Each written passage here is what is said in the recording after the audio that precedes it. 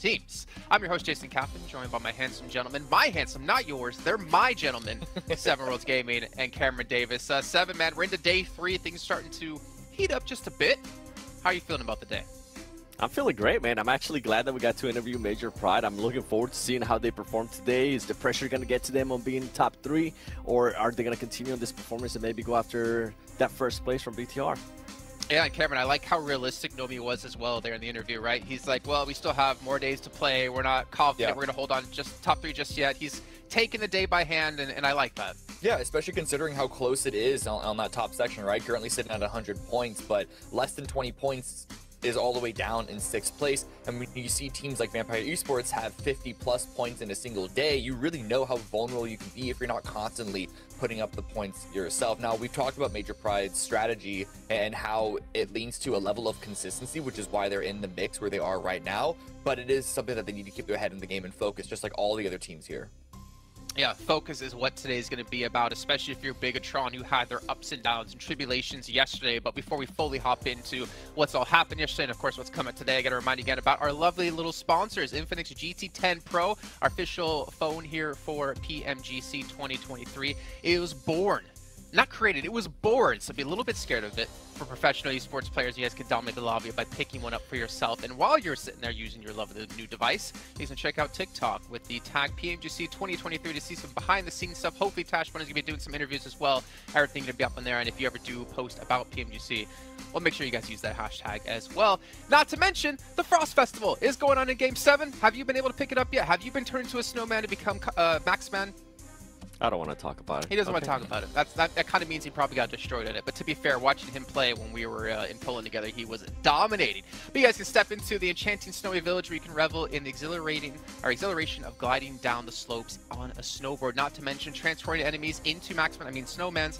But we're thrilled to present the all-new Frost Festival version of PUBG Mobile. So make sure you guys go update and you go play ASAP. Because while you're playing, we also have the 2023 Popularity Annual Gala. Now, popularity, obviously something I was in high school, so this doesn't include me, but PUBG Mobile's introduced a brand new competition and exclusive honorable rewards. So from the 15th of November up to the 15th of December, players will have to go through 10 rounds of these 1v1 matches to compete to be the first ever PUBG Mobile Popularity Annual Gala champion. Of course, outstanding players will get some exclusive rewards, and you guys get to watch them have those exclusive rewards because you weren't as good as they were or not as popular as they were, like me in high school. And then the Pagani collaboration is going on in PUBG Mobile. I know you guys want to pick up your sweet vehicles. We've had so many collaborations so far, but make sure you're ready to rev up your engine with the iconic Pagani Amola and Zonda R models. But just try to not be run over, because I know, Blank, if you're out there watching, I remember our times playing together. I remember the times you run me over. Maybe a little bit more, be a little bit more fun being run over by the Molo this time. But that is going to round out our lovely sponsors as we can kind of focus ahead in towards what's coming up today, gentlemen. BTR still holding first place, looking strong. Major Pride holding second place, looking pretty damn decent here. But Seven, I'm gonna have to go straight to you on this again. Every single day, Vampire, they have started to climb up the leaderboards. Can they continue to do so today? Have the bruises healed? Has Newsy solidified himself as the 4th player in the team right now to continue this performance? There's a lot of questions coming into this day. Right, you know what? I don't know if Nusi has solidified himself because he was a little bit sketchy. He did end up getting more elims in one day than Stone did, so that's a positive. One player that I'm actually going to be looking at from Vampire Esports is Schweb. He was only able to get 1 elim out of 1,000 damage. That's not going to be able to cut it, especially depending on what his role is. If it's support, only 1,000 damage is not going to be good enough, especially after 12 matches. And for Vampire Esports, there is a lot of stuff that I'm liking out of this team. They've been able to at least adjust on their scouting. They're still a little bit too hectic at times. They do send it in. They rely too much on that fragging power, but they are starting to scout more. And it's Tony K actually leading the charge when it comes to scouting, and they are being able to rotate it. They're doing some wonderful 2-2 splits, and I'm hoping that continues on today because the team was setting themselves up perfectly. We kind of saw flashes of Vampire Esports from PMWI. And the main thing, too, when we go to Erangel, they changed their drop location. Instead of Melta Power, now they're going back to the Primors, and I feel like it's working out wonders for them. They are starting to rotate a little bit faster, and they have more freedom to work with. Well, we can see here, Cameron, our current overall rankings right now, 12 through 16, potentially going to be knocked out the entire event. Yep. What teams are you really focusing on here going into today? I mean, I just want to see what teams from the bottom 5 are going to have a big moment. We still need to see something strong coming in from Venus Storm. They looked good on Sandhawk. I was saying that they were looking better at the very first round yesterday, but then just zeros across the board, essentially, all after that. So I still need to see if they can't hit into another gear. Same with Genesis. All the other teams down there, we've seen good moments from all of them, even a couple of victories. I mean, 7-9 and Queso on that, but they're not far from the bottom 5. So really, it's just about teams trying to find some level of consistency, and that's including Vampire Esports, because even though they got a whole bunch of points yesterday, outside of their one win with 16 elims, they were getting very low elims. Even their second win only had 5 eliminations. So really, it just shows that like teams are having to scrape and just claw their way for any number of points here. Yeah, and honestly, like 7th through 12th right now is only a 14-point difference, so we could see a massive shakeup today, depending on how the teams are going to do. But taking a look at our team trajectory for Vampire Esports, you can see able to move up 8 ranking points. Their average eliminations have spiked up as well, but for me, what's kind of scary is if you look at Vampire, 26 placement points, 2 chicken dinners. So out of every other match they've had so far, out of the other 10, they've only had 6 placement points, which is very unlike Vampire. I mean, I feel like that's mostly based out of day 1 too, because of the performance of day 1. It was a lot of 15th place, 11th place, 15th place, all of that crazy stuff. But yesterday they were at least able to dial it in. I think they only ended up maybe 2 matches out of the 6 that would play outside of the placement points. So they are still improving now. Another team, Major Pride. I want to continue to see what they're going to be doing today. What I really enjoyed yesterday was their quick rotations, whichever it was, whether it was early in the game, especially in Erangel, they tend to land Gaikai, they tend to rotate very quickly. They do some wonderful 1-1-1-1 splits between the team. I'm hoping that continues on, and the awareness that this team is able to showcase, that being able to third party, has been wonderful too. I like this graphic. Yeah. I like this one a lot, because Vampire, we were actually asking how many of those eliminations they had were from stolen elims, and then for Major Pride as well, they play center, they play strong central compounds, and that gives them the perfect opportunity to get all of those stolen eliminations, which is what's probably helping them keep their elimination numbers really high. I think what's kind of surprising to me as we can see them finally here on the board, Weibo, because I mean, a team coming from PEL, I think that already in its own right has a lot of pressure on you, because you want to do what the likes of, you know, Nova's done in the past, your predecessors. But I feel like a lot of the times we've been just kind of let down by PEL teams coming into these big PMGC events. Obviously, you know, it can be quite a big change, especially when you haven't really played on an international scale quite so much. But I expected a little bit more out of this roster, especially when you have the veteran of Sook on the team, which we can see he's #1 in assists at the moment. Yeah, for this team, they give me a lot of Tiamba vibes, at least at the moment. They are performing a little bit better. Yesterday, they were able to follow up their chicken dinner at the end of day 1 with the chicken dinner on Sandhawk. Maybe we'll end up seeing another win out of this team, but it's just the inconsistency that we're seeing out of them, right? The good thing from this team is that they are almost able always to get eliminations in every single match. And then when we go to other teams, you were talking about Bigatron, if they're going to be able to maintain that first place. It comes down to how they're going to be setting themselves up for a lot of the fights. Yesterday, when they ended up getting eliminated super early on, I wasn't seeing any off angles being held by Janfoss or any of the other players like what we were able to see on day 1. But when the team was actually able to perform really well, which was during the chicken dinner on the final Erangel that we played, Janfoss was holding up those angles. Janfoss actually ended up getting 4 eliminations out of his 5 eliminations for the whole day on that chicken dinner. So I want to see that more out of BTR. I want to see those off angles. I want to see them being a little bit more ready for those fights.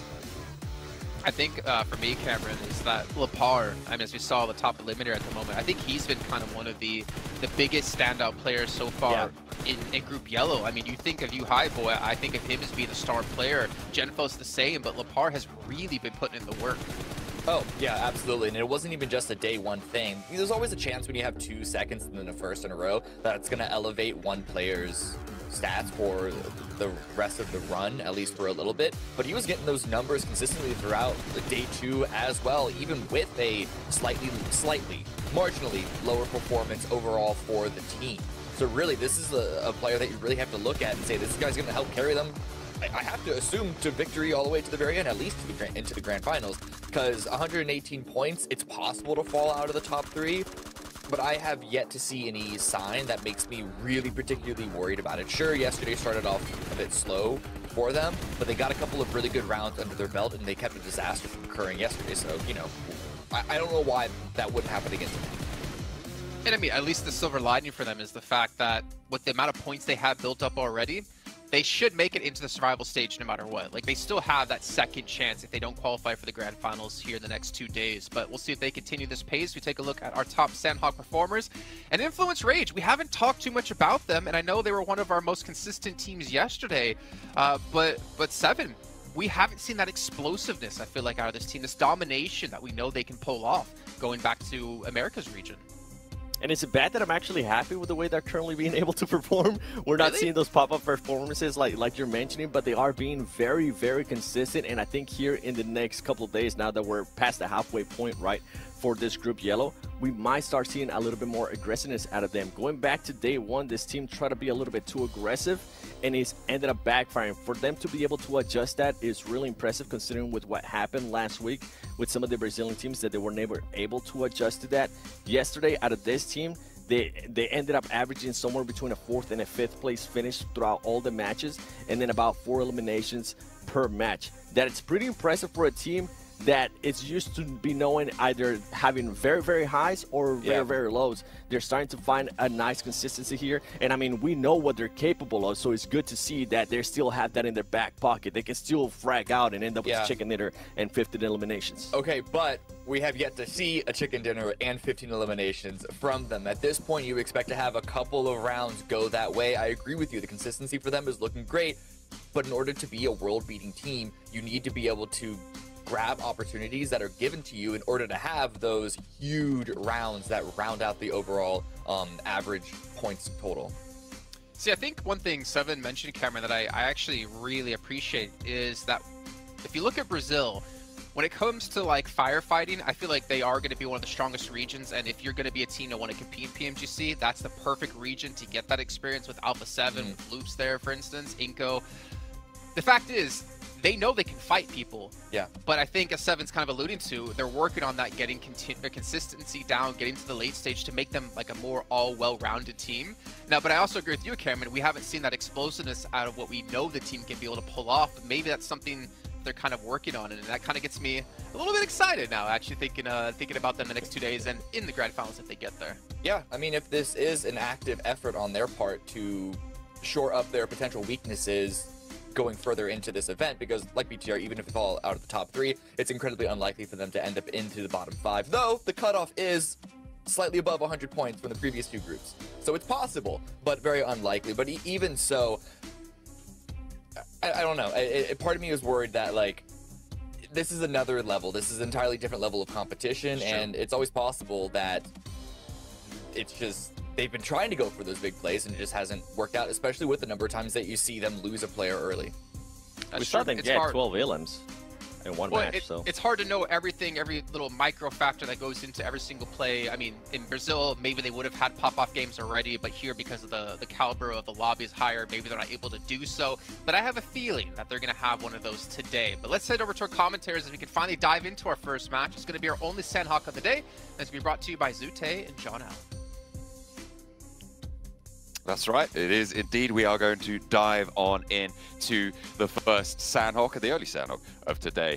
It's going to be interesting to see how things start to shape up. We saw last week how after day 2, starting to see dynamic shifts coming on through. A lot of teams will have reorganized. Obviously, Vampire having done that a little bit earlier, and they kind of needed to, and really came out swinging yesterday. You were adding up the numbers, Zute, of their performance from yesterday, right? Yeah, Cameron mentioned on this 50+ points in a single day yesterday, and I just can't help but to think, like, if day number 1 they just did like half of that, where would they sit versus, you know, where they are now? They'd be a contending team from the top 3 easily, and that's not to say that they're not. They still are right now. If they could get a similar performance today, I think it would put them right on the bubble, if not, you know, better. It depends on how the teams above them do. And right now, for me, I feel like the top 5 teams minus BTR, they're just kind of like shuffling the points back around. Like, this team will get a big win, and then this team will get a big win. Let's see who gets the first big win today, though, on Sandhawk.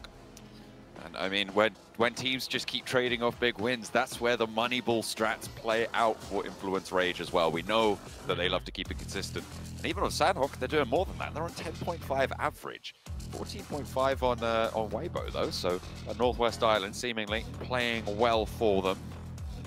We'll have to wait and see where this circle goes. We have had that Northwest Island circle already, so we've seen that one. We'll see if we can go back over to the mainland and have a little bit more normalcy. So teams out over boot camp. Potentially a split here for BTR around this Influence Rage position. They've changed their position. They're normally on the confluence. Yeah, am I seeing a BTR player drop in? Oh, yeah. Right outside boot camp, a 2 versus 2 right now. Influence Rage adjusting very quickly to counter the 2 of BTR with their own 2. Who's going to win this 2v2 though? It looks like BTR trying to win that. And no, it was a 2v1 at the end. And Influence Rage will get a quick 2 points. And oh, the hot drop, we can't forget about this one. This time it's finally fully blowing out. Genesis versus D+. D+, looks like they took care of everyone but the last player of Genesis. No, 2 eliminations. There's 1 more left. Trying Master Chi, trying to do his best with the UMP. Gets 1 knock, switches to the M4. Doesn't get the knock though. He really needed that one, and he will go down. Coming into day number 3, looks like the pace has quickened on Sandhawk. Finally, we are seeing those hot drops, and it is playing through. We've seen 2 teams in Paradise Resort now, I think for the past 2 days at least. I can't quite remember exactly on the first day if this happened as well. But yeah, the fact that it's only just now started to be an actual fight is kind of crazy. And we are seeing a much faster Sandhawk, you're right, with BTR changing up their drop spot, which, to be honest, I'm not entirely sure about. I don't think it was necessary. They didn't see the circle, so it wasn't a circle-based decision. Having that confluence position is really, really valuable. So, yeah, I'm not entirely sure about that choice for Lapar and Zatalas to go north of boot camp. I think, given the circle as it is now, they could have rotated south down to that walled compound just north of Painan. Had a great position. Yeah, I see why they might have tried to do that. With that 2-2 split, they basically get access to the entire map, no matter where the first circle pops, based on where the teams drop, right? You have the river, the trifecta, that northwest secured, southwest secured, and with 2 players on the north side, Paradise Resort secured. You don't have to move past Influence Rage anymore when you have that 2-2 split, if it worked. And you also surround Influence Rage in a way, so they're kind of like pinned in. Kudos to Influence Rage, though, for adjusting and, spotting that out very quickly. Usually when a team, changes their drop and encroaches on you at the last second, when you're not expecting it, you default to just grouping up. But Influence Rage made that call, made that adjustment, and luckily for them, they won that 2v2. It could have gone either way at that small little compound. I think it really came down to who picked up the guns. Just able to get a little bit ahead on that drop, but either way, that's good news for Influence Rage. They did take a little bit of damage for it, and now they're moving out of boot camp to play a little bit closer to it. This quarry area now, a main focal point of this first circle. The west side, a lot of strong cover, a lot of solid positions here, and taking control of one of those could be really, really important. Rook currently the only team on that western side. Skayovsky is going to continue the dastardly deeds of Influence Rage for the lobby leaders BTR, who are not safe in their first place spot. The fact that Influence Rage have been able to pick up those points, they're looking to get on that chase soon. I didn't quite catch BTR's average points per game on Sandhawk, but maybe Sandhawk hasn't been, up to their performance standards, so they elected to do that little kind of change and drop. Certainly has not worked out. Down to just Lapar. Lapar, great player, did absolutely amazing yesterday. This is going to be his toughest challenge yet as a solo on Sandhawk right now. He's in that quarry position. He spots a player. He's risky to even take shots, but beams that player off the motorcycle. Federal might even get thirsted here. Swaps windows. I mean, he just wanted to confirm that flush and gets the point back. I mean, absolutely, just able to open up through the window. Really, really solid stuff to pull a player off the bike as well. And maybe looking for a little bit of healing. I didn't quite catch if he had the meds to get back up to full health, but the rest of Influence Rage, having lost a player on this position, that is really bad news for them, to be honest. You really want to have as many as live as possible, keep all of those angles out of that compound. Also, Rook heard the shot, so if Influence Rage overstepped this, thinking, it'd be that 1v1, nope. Doesn't matter. Rook will actually find BTR. It would have gotten hairy potentially if Influence Rage pushed into BTR, and then, you know, Lepar being such a great player stalls out really long, and then Rook third parties both of them. But that won't be the case. But man, Lepar with an amazing shot. We didn't really catch the beginnings of it, but I know for sure the player on the motorcycle scouting that compound was not going in a straight line. He was definitely, you know, zagging to the right or to the left, making those shots extremely hard to hit off the back of a motorcycle. So Lepar really outdid himself picking up that 1 point. Sam9 over towards that dock split on the south side. They're playing nice and chill. Back for Demuerte there as well. This is the site, actually, of Demuerte's 0 elimination chicken dinner back in the European Championship as well. They were able to heal out in cave on the low ground to actually put themselves in the running to get those qualification spots. So a really, really solid position for them. Good memories on that south coast for them. So SEM better worry, better watch out. Although Kenny's already on the inside of that cave, so they can't take it freely just yet. 0 chicken winner dinner. That is still crazy to me. But if there's a spot that could allow for that, it would be cave. It'd have to play out in the most perfect of ways.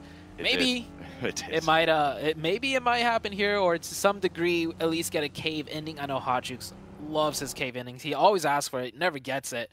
But this is a 7th circle. There is the potential for that. We just saw Brute Force on the northeast wrapping in right now. The central focal point of this map, not heavily populated just yet, because it is quite tough to make it all the way down south, and with the first circle shift to the east, to the north, that could change a lot. Corker looking for control over the top of the cave hill on that south side. You see Influence Rage up to the compound, just drawn a little bit short of Rook right now. The north edge of Quarry also occupied. Stage 2 just about to reveal itself. And we're going to go to Quarry again. So those compounds that Rook currently have a lot of control over, very valuable. And a Major Pride 2-2 split has paid off quite nicely as well. They are going to regroup. You can see them going very, very quickly up into their forward position. So getting those edge of Quarry compounds on the menu for a lot of teams, certainly on the mind as well. Weibo making that northern rotation past Paradise now. Yeah, Major Pride in a lovely position right there. Not only is it center zone, it's on a hilltop that allows them visions to the north, to the south, basically 360 all around. And there's pathings that they could take wherever the circle shifts, so they set themselves up in a great position. Brute Force on the northeast has met some opposition in the form of IHC. They have lost 1 player. Sam9, ooh, blown up vehicle. Not sure if there was a casualty there, as the Muertes do have 4 up, but on the other side of the things, Queso catches one of the Vampire players off guard, and it is quickly traded back here, though. A little bit too far forwards there for Schweppes, unfortunately. Does get knocked and immediately flushed. Tony K trying to divert past the Vibes players who are on the other side of the river at the moment. Everyone trying to get across as Queso are eliminated. Vampire down to 3, losing one of their players, and Vibes playing as a 2 right now on a 2-2 split. Both relatively close to one another, within about 150 meters, and they have got vehicles, so they are very much within support distance. And the fact that they've been able to take down a player from Vampire really assuages that threat from the western side. The question is, how much further in can they go? They'll have to push in just a few moments. This crossing from the southwest to the east through that bridge, or there's 2 bridges, is so difficult. There's always teams right around the corners of those areas, and even if there isn't, the further you drive in, you're passing through high ground, right? There's the hilltop on the northern bridge just south of Pinon, and then there's that huge hilltop on top of Cave. So both bridge crossings are very dangerous, very hard to execute. We've seen this plenty times before where teams do struggle quite a bit if they do have to make that rotation. It looks like Vampire still on the other side, just has crossed the bridge. They get that compound for themselves. They're still on the edge of the zone with many teams in front of them on the high grounds. Muerte playing between the 2 hilltops right now, have fully regrouped over Vibes on the west side. Disengaging there. Vampire moving a little bit further south to get across. They have now got that compound away. DRS behind them over in Camp Charlie, still yet to cross, so they'll have to get through the water there. Not an easy move to make with the number of teams on that southwest corner. Meanwhile, over on the northeast side, Brute Force and Weibo have been on these long rotations, waiting to get into the circle, jousting back and forth with one another, as Brute Force kind of taking the brunt of the punishment at the moment. Weibo having all 4 of their players alive, sure, a bit of damage tagged onto Gap, but we're still in stage 2. It's very healable out in the blue zone. Ado trying to crawl back in. I'm not sure if Weibo Gaming rotated this way to target Brute Force or not, because Weibo is coming in from the northwest. They are purposely wrapping over to the east. This might be a pathing strategy for them, or break into this type of circle, and just so happens Brute Force is here. But Brute Force lost one to IHC. Potentially Weibo Gaming put the 2 and 2 together to know on the northeast side there's some fighting to be had, and they're picking up the scraps down to just the 1 player now. Weibo Gaming really getting these elim points. Blue zone is ticking just a little bit here. The last Brute Force player should go down very soon. He does catch a knock though. Tries to go for that confirmation. Not in time. Weibo Gaming pick up 3 elim points. We'll get that revive. And a hard shift to the west. This might actually work out for Weibo, because now they can wrap and swing around again.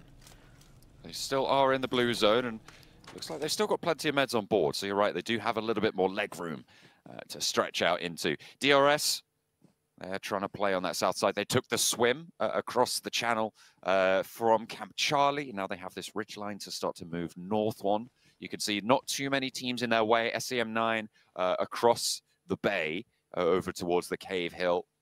They'll be worried about that position. They can start to encroach forwards. Demuerte moved into that position and disengaged from that Cave Hill, and now I feel like they're in one of the best spots. The difficulty they'll have, I think, is holding the teams from the north. The south hold a little bit easier. Yeah, they're so center zone, though, I feel like, on a circle this small that even no matter where it shifts, one side will have a buffer zone for them. There's going to be multiple teams on that side having to push past each other into them.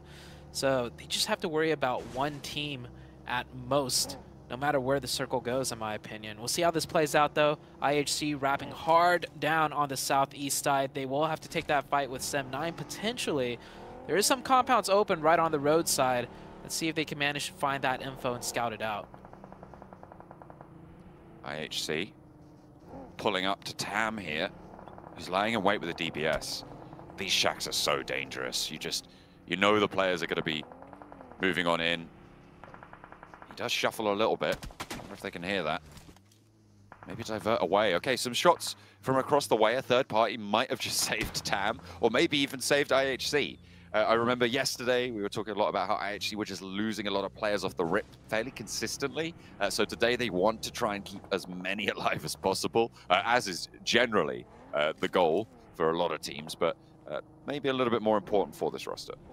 Yeah, it looks like they're not even considering the open compounds just right on the road, but who would? Those compounds are usually taken in a zone like this, so they're just trying to wrap around and fight their way in on the open ridgeline sides, looking towards Bino Storm here, just over the ridge top. And I think, yeah, they'll figure it out. No shots being fired from here. The last second, they do call it out. They rotate in. Not going to be able to save all the vehicles. Readjusting one.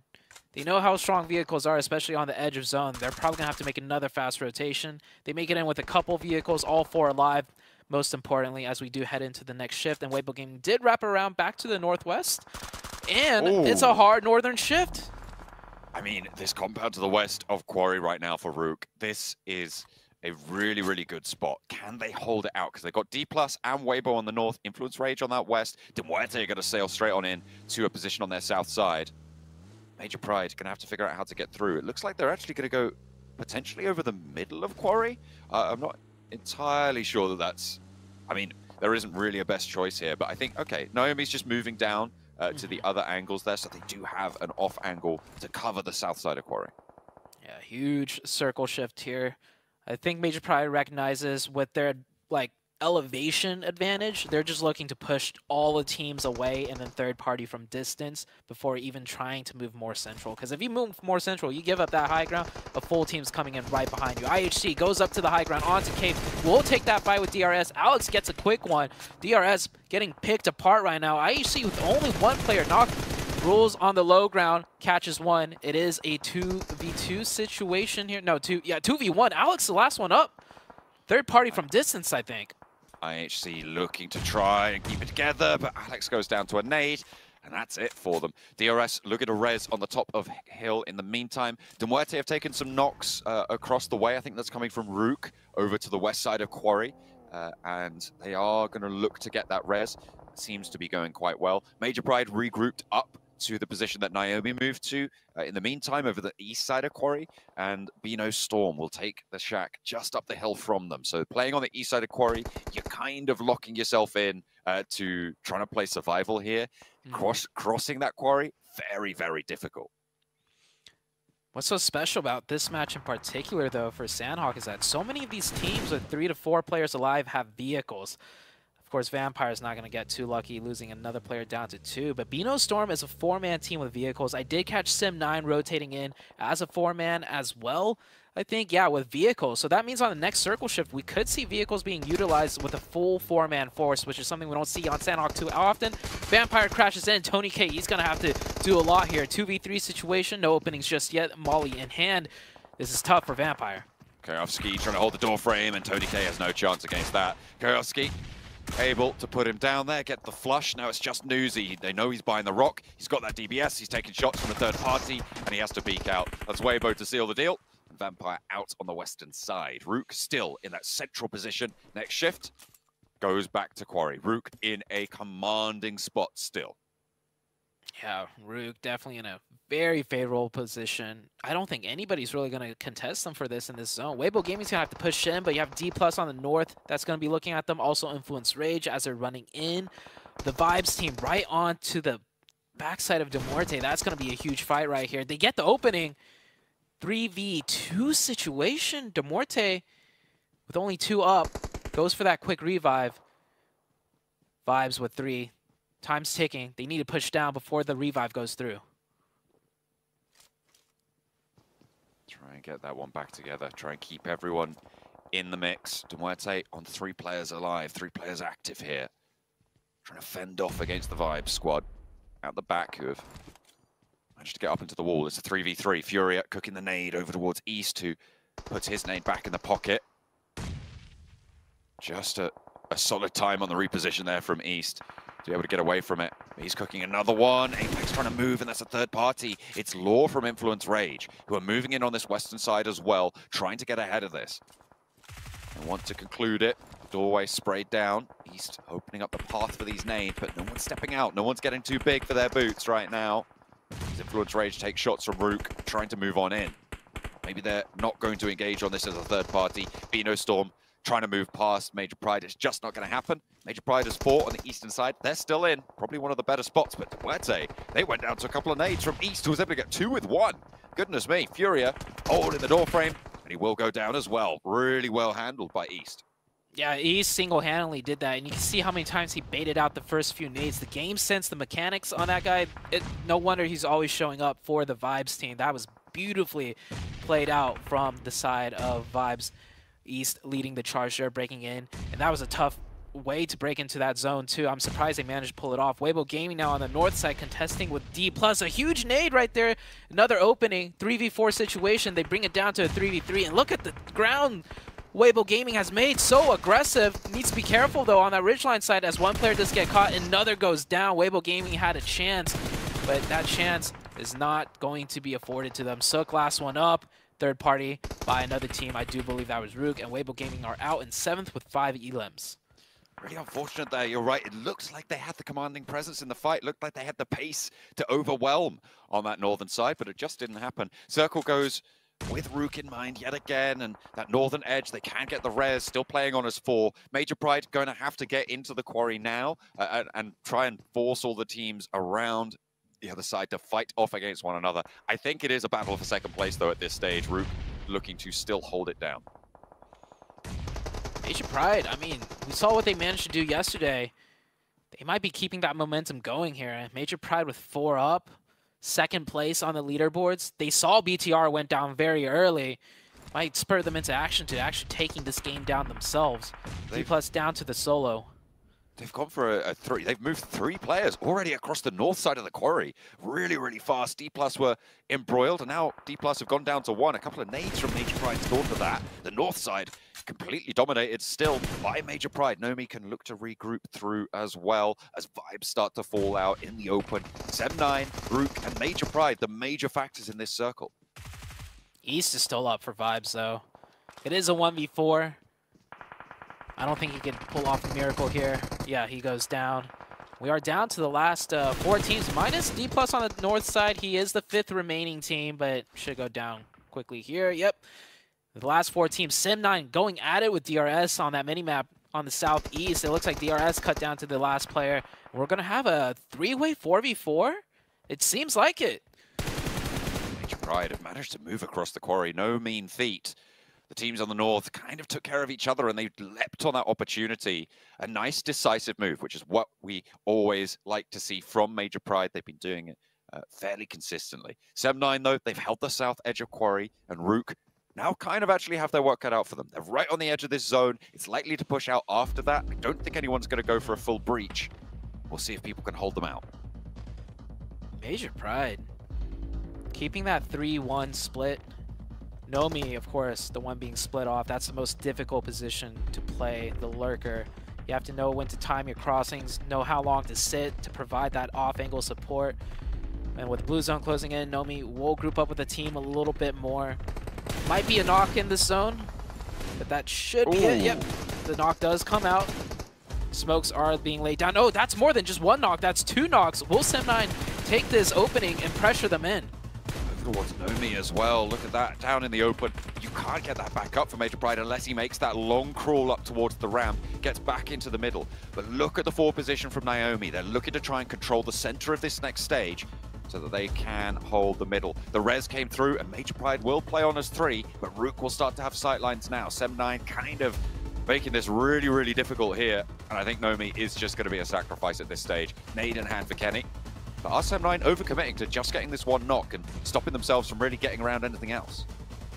Kenny could just really save those nades, unless they think there might be someone there getting a revive. Sim9 focusing on 2 teams right now. I like the patience out of Sim9. You know, if they overcommitted on that double knock, that's Rue coming in with a 3rd party and probably just taking the win. Sim9 keeps 4 up. The last zone is up. Center is onto Naomi, most likely. But the 2 players for Sem9 down the hill, they went out to get the flush. They didn't even land those nades, and now they're going to have to move through the blue zone in order to get up the ramp. Dino has to get this heal off, but there's a player trying to rotate through the blue behind him. He goes down. There's just no way. Sem9 have thrown 2 of their players down there to go for a confirm, and they've wasted that opportunity. They could have all been on that top ground, all been on that high ground. If Major Pride could just survive for a little bit longer, they might even be able to throw a couple of nades over towards Rook. Actually, their supplies have run dry, so they're a little bit down on their luck. It's all up to the gunfights, and Punisher goes low. Effect with that DBS goes prone, takes a massive amount of damage. He gets knocked. That was crucial. Naomi, last one up, will be taken out. And this is a Rook win because the last player out of Sem9 is downhill, no, in the blue zone. Yeah, and it is done. Rook with the circle blesses at that compound will take the dub. That was you could say that was an easy one for them, but for all the teams getting into 2nd, 3rd, and 4th, that was a fight to be had from all corners of the maps. Everyone condensed in, and it was just an absolute bloodshed. Absolutely. I mean, Rook just had to wait, right? I still do not know what those 2 players from Sem9 were kind of going for there. They went down, and the blue zone was closing. They lost their route back up. They took a little bit of damage, and you just couldn't step out into the blue. It's zone 8. You can't withstand that take damage for that long. I think that would have gone very differently. And in fact, I think either Major Pride or Sem9 could have won that against Rook if that play had not have happened, if they didn't go down the hill. Yeah, it would have been it would have been a toss-up because Sem9 would be running into 2 teams. It would have been a 3-way fight. Definitely, though, Rook got the better end of that with Sem9 going downhill and nading the last player, or one of the players of Major Pride too. So Rook with a huge win. Pusher with 1,133 damage right there, and Eugene with... Didn't they have 4 up towards the end? Or maybe they only had 3 up, but Eugene with 0 might have got taken out early. I mean, he didn't take any damage, though. So that makes me think something's wrong with that. Yeah, I'm not entirely sure what's going on with Eugene's stats there. But either way, Pusher, you're right. 6 knockouts, 6 limbs. keeping it nice and level. So really great stuff from Rook. They, as you said, did get that circle blessing. So it's kind of, as we were talking about for a while, not unexpected that Rook were able to take that one home. Yeah, the big thing for me, for the storyline at least, is BTR going out early and Major Pride finishing out in 3rd place with a decent amount of elims. So I think that gap has closed once again. Yeah, they were sat in 2nd place at the start of today. There was an 18-point gap, and so every single point that they were able to earn here against BTR's total was absolute gravy. They got late, but they only got 3rd place, unfortunately. It was Rook to be able to take down the first chicken dinner on Sandhawk today. Well, we didn't get the K finish as Ute was talking about, but, you know, the Corey finish can be something we can be happy about, or the semi-Corey finish. We see Rook taking a very needed win. 12th place going into this match, and 7, this win should catapult them potentially into 7th place. Remember, I said it was only like a 14-point difference or 12-point difference between 7th and 13 or 12. I think they might have been able to get onto the front page now. Oh, 100% they should be able to get to the front page, and it's good to see that they're able to carry the good performances from the end of the day yesterday to here on the final match. Yeah, given that they were circle blessed, but the proactiveness that we saw of that team for the longest time, I was like, okay, are they getting any eliminations? And then we end up looking at their elims, end up with more 10 or more. Impressive out of this team. But to be honest, the major takeaway out of all this is Major Pride. They played that so well. Yeah. I had them ending nowhere near a top 3. The way they were able to, their awareness, especially against Beano Storm, was great. Got them pretty much, eliminated them very, very easily. And then they waited for the right timing between, it was Weibo and D+. As soon as Weibo got eliminated, they decided to send it on D+, and caught D+ pretty much with their pants down. It was just beautiful timing out of Major Pride. Yeah, second most impactful thing to me is Sem9's throw. Like, the commitment for 2 players. You didn't even need to commit 1 player down there, but to send 2. And yeah, that position at the end, actually, those grenades, throwables being thrown over onto Major Pride's position was a big threat. None of them really landed as much as I think they could have. But either way, I think Sem9, like, confirming that 1 elimination wasn't worth what happened with throwing those 4 points from 2nd to 1st place overall. You can see, by the way, Cameron, Vampire falling from 7th to 11th. But I'm going to go one step further. The 3rd most impactful thing about that game for me, D+, man, Paradise. They finally took the fight against Genesis. They wiped them out. They finally looked more confident. They got a lot more eliminations than we see on average for them. It's nice to see D+ have some life back in them, as they're currently up to 8th place now as well. I think a lot of teams, Sem9, D+, Rook, even Major Pride, to kind of solidify their spot in 2nd place, had a very important match for them to either help, you know, maintain a position or to move themselves up the leaderboard finally.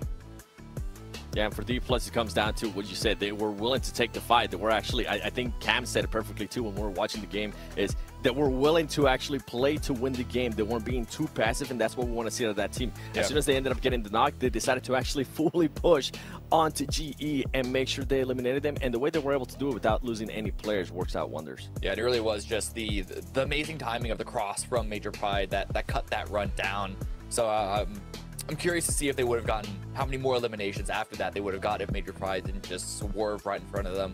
But going over to Erangel, we see the top performers here. This is where you really kind of want to expect Bigatron to unlock themselves, because the start of this game for them was not good at all. It was just, you know, warming up the fingies. That's all that was. You know, getting a little warmed up. I know how John loves that. His fingies, which he hides in his sleeveys.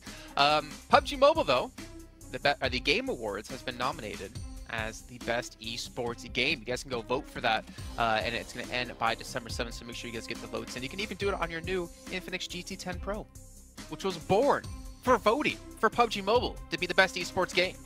See what I did there? That was nice. I want to see you with that. I don't know, Cameron's just deadpan, just like... I'm just here for the ride. Well, luckily for you, you were tall enough for this ride. 7, on the other hand, we had to let him in. But we are moving into Erangel here in just a few moments. Bigatron, yeah, questions about them. Major Pride, I feel like Nomi's position, I even said this while we were watching, is that Matic can learn a thing or two from him. Because the off angle he had, by the way, at Quarry, completely separated from his team. I feel like he eliminated Osal from being somewhat in the fight to stop Major Pride from taking out his teammates because of that position he had. I think we see Major Pride just have a really good understanding of positions they can take, a really good understanding of like where all the teams are around them. Like when they took out Beano Storm, they knew their backside was completely clear and they could play around this. Major Pride for me are honestly becoming a pretty major contender for PMGC Grand Finals, and I never would have said that looking at them necessarily in EU Regionals. Yeah, I mean, the momentum is behind them, so it's totally understandable why we're all kind of falling in love with them, jumping on the bandwagon right now. But going over to Erangel, like, this is a map that is a lot more, I mean, one, teams have significantly more reps, they're a lot more familiar with it, but it gives more opportunities for teams to find more strategic clutch plays. So we'll see if they can't continue this momentum as we go through the rest of the day. Okay, well, let's head over to our commentaries. We're going to dive into our first Erangel of 3 here on day 3 of the PMGC Group Yellow. Take it away, John and Zute. Of course, once more going into that middle block of Erangel matches. It's great to be back on those grassy pastures as always. So we'll see which teams are going to be able to take that first step forward. We didn't see Vampire perform too well on Sanhok yesterday. That's repeated today. But then on that Erangel, they started to step up into the really, really strong point scoring day that they had. So I'm hoping the Vampire are going to be able to bring this one back into the fold and replicate yesterday's performance. Yeah, I think Vampire need to not just replicate yesterday's performance, but find some consistency. Because if they keep getting these like really terrible games and then these huge blowout games, it's gonna come down to luck almost. Like on the final day, are they gonna find that big chicken dinner, or are they not? I think they need a little bit of that influence rage consistency. That would definitely help them out in terms of, you know, the points. But we will see what happens today. So far, every day has changed up quite a bit, going from day 1 to day 2 and coming into day number 3. The only consistent thing I see so far is Major Pride keeping that momentum from their last chicken dinner yesterday.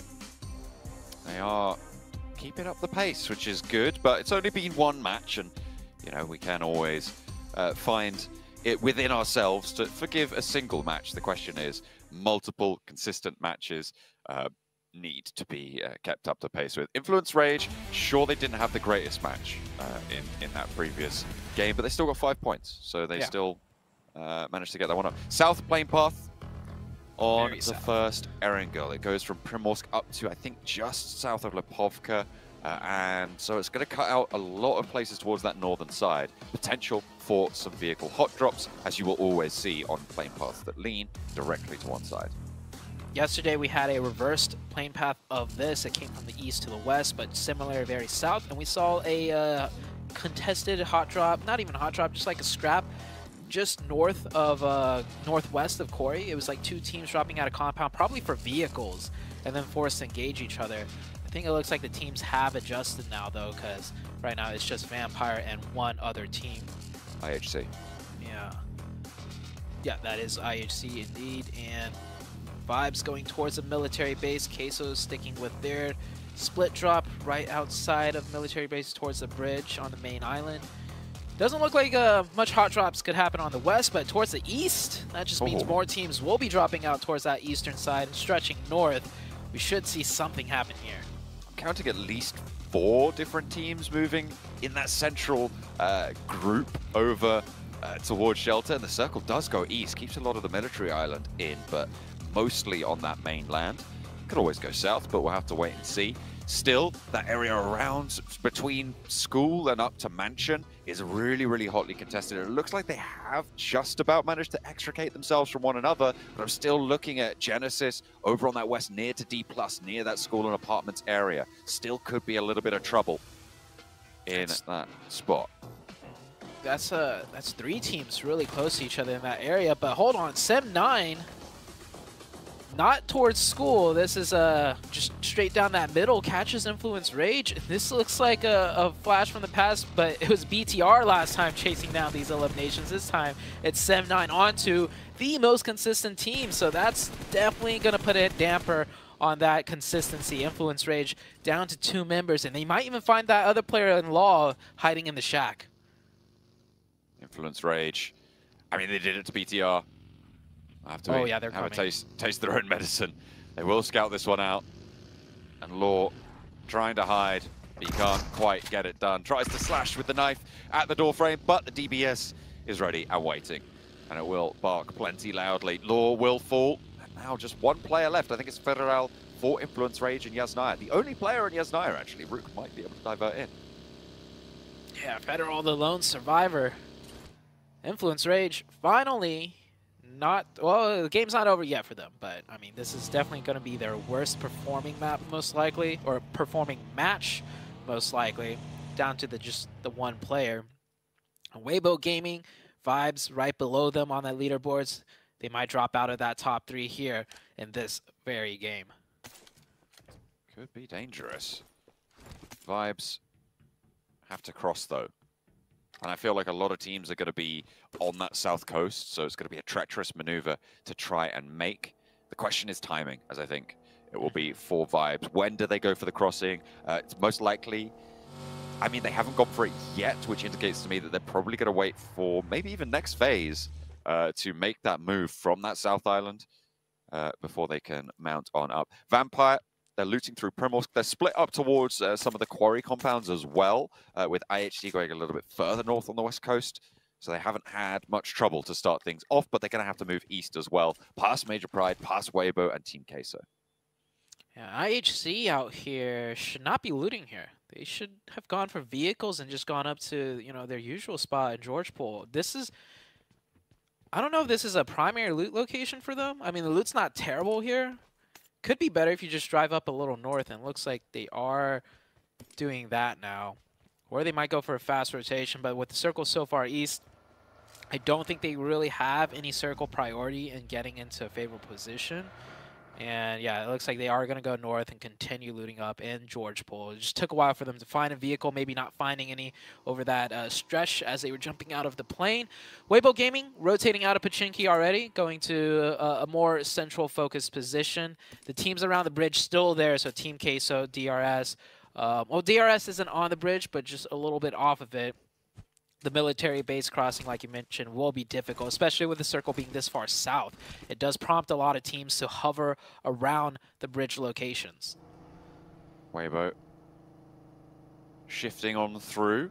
Nice and liquid in their rotations right now. On the south side, nothing much in their way, so they will just be able to flow through past Farm. D+ on the north side of it, moving down from Potato Hill. Got to get a little bit closer to there as well, but draw up a little bit shorter and players 4 together. I haven't seen a punished split from D+ recently, so I'm not sure if that's been fixed fully, but it hasn't certainly punished them as it has done previously. We'll have to wait and see for that to be confirmed, though. I think it definitely has been addressed to some degree within their team, with just how disastrous the splits have been. So with D+ playing a bit closer together, I think they are performing much better. And plus, if they had those, you know, splits condensed in those games, you know, where we saw it fail, it was always towards the late game, and they were in great positions. That's why those splits were so dangerous and failed, because so many teams would prioritize at least one of those spots that D+ was playing. So we'll see coming into today how well they do. They are in 9th place, a bit far down in the leaderboards for my taste to try and make that top 3, but if you look at the points, it's about a 30-point difference, and we are just starting today so far with only 1 match played. So a lot can still be done for the D+ side to make that top 3. Yeah, we are starting to see that gap for the top 3 start to stretch away a little bit. That 10-point drop from 4th to 5th has started to be a little bit more ominous as time draws on. Of course, you've only got 2 days left of play, and we're already into one of those, a match, so you cannot waste any time at this stage.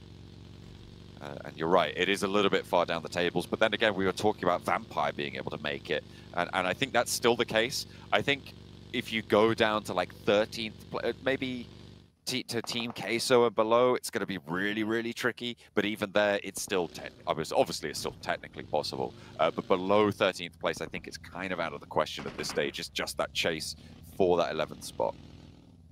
Yeah, and also we're highlighting Vampire mainly because of the caliber of the team. If they weren't Vampire, we wouldn't even consider like, oh, 11th, yeah, they can make top 3. Like, technically, yes, but the team caliber of this lobby, like we've heard it time and time again, this is the group of death. So if you're just one of the weaker teams, like, that is not experienced as others in the group of death, the chances of you getting, you know, a fantastic day with multiple chicken dinners is infinitesimally small. So making that top 3, not likely to happen. It's going to be a lot less likely, you're right. But Vampire, they've already got 2 chicken dinners, right? So the fact that they're in 11th right now just shows you how lackluster their day 1 was. And they still have a lot to prove. And they're currently on the west side over towards Pachinki. Major Pride have gone down towards the blue houses on the coast. And they'll be moving along that side for the time being. I'll be interested to see if it goes down south again, how much of the military island could be in, if we're going to have to see a mad dash, because that will burn a lot of teams' resources. That west bridge is still unguarded, so if you have to make that move, it's still available, and I'm sure we'll see plenty of teams divert for it fast. This is a really weird split for a lot of these teams. I think BTR on the bikes are going to look to move towards the bridge, but do Vibes and Beano Storm go across at this stage? I feel like you just hold south. Yeah, it's either hold south or wrap west now, but it's like it could go back south. Like this really zone is it's really evenly split.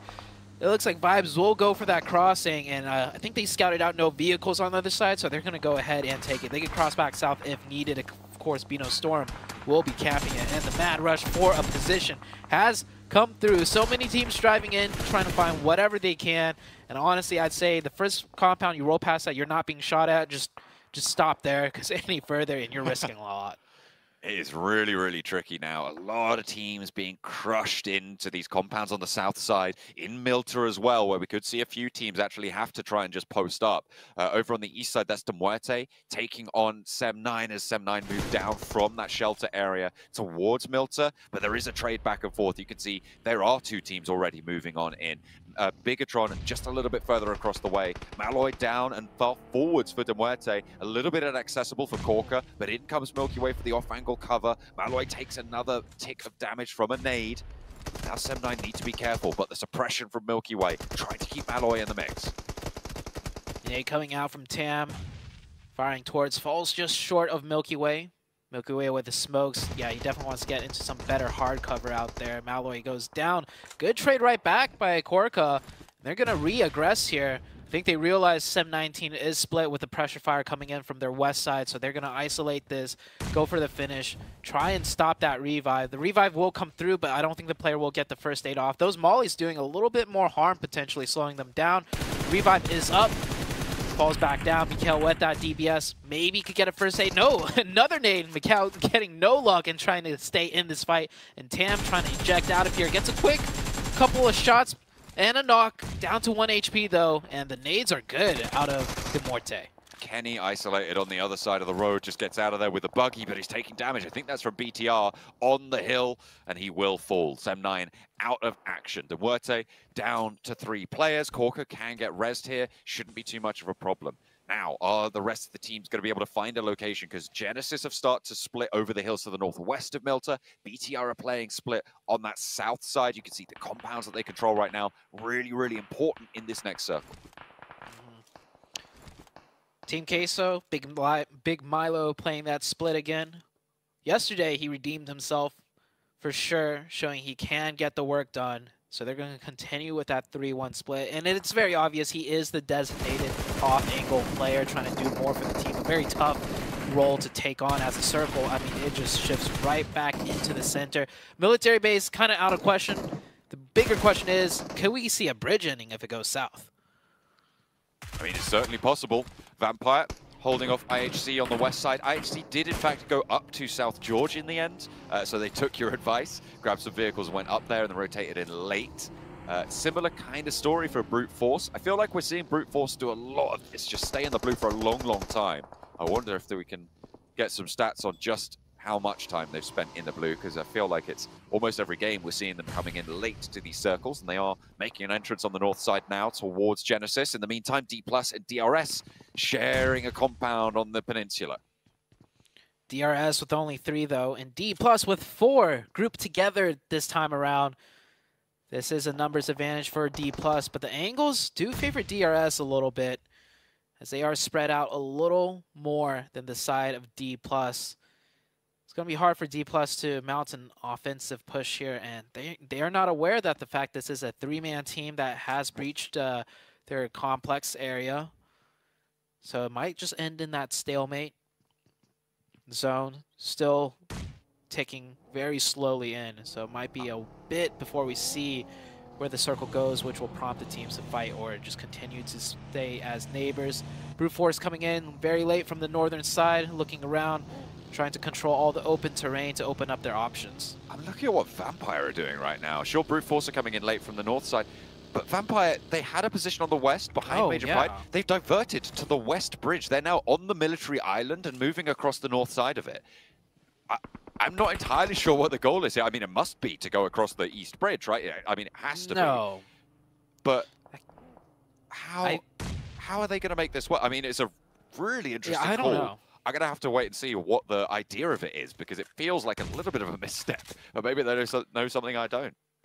I see a potential line. I would love to have the mini-map up to explain this, but for the viewers that might be able to get it, there's that ridge line right outside the gas station at the bridge complex. And from the southern military island, you can see if there are teams there. So maybe they're hoping to swim into the center of zone, potentially. That could be the only thing that comes to my mind, because fighting in from the southern side of the bridge, it's not good. It's not free. That's the problem. It's not a free rotation. I'm very confused by it, to be honest. I'm really interested. I mean, you could see it on the minimap now. Vampire on the south side. They were just behind Major Pride out on the west, but now they held out IHC. We saw that earlier. Yeah, so this is crazy. This is crazy from Vampire, and they're going to have to move. So we'll see what their plan is from here on out. But it keeps a lot of water in this next circle, Zute. So for everybody else in this lobby as well, this is desolate land. Yeah, and treacherous waters too, because we're going to see teams elect to go for that water play. Look, Major Pride already doing so. They might go for that swim up to that gas station ridgeline that I was just talking about. That's the only viable play from the west side in that water now.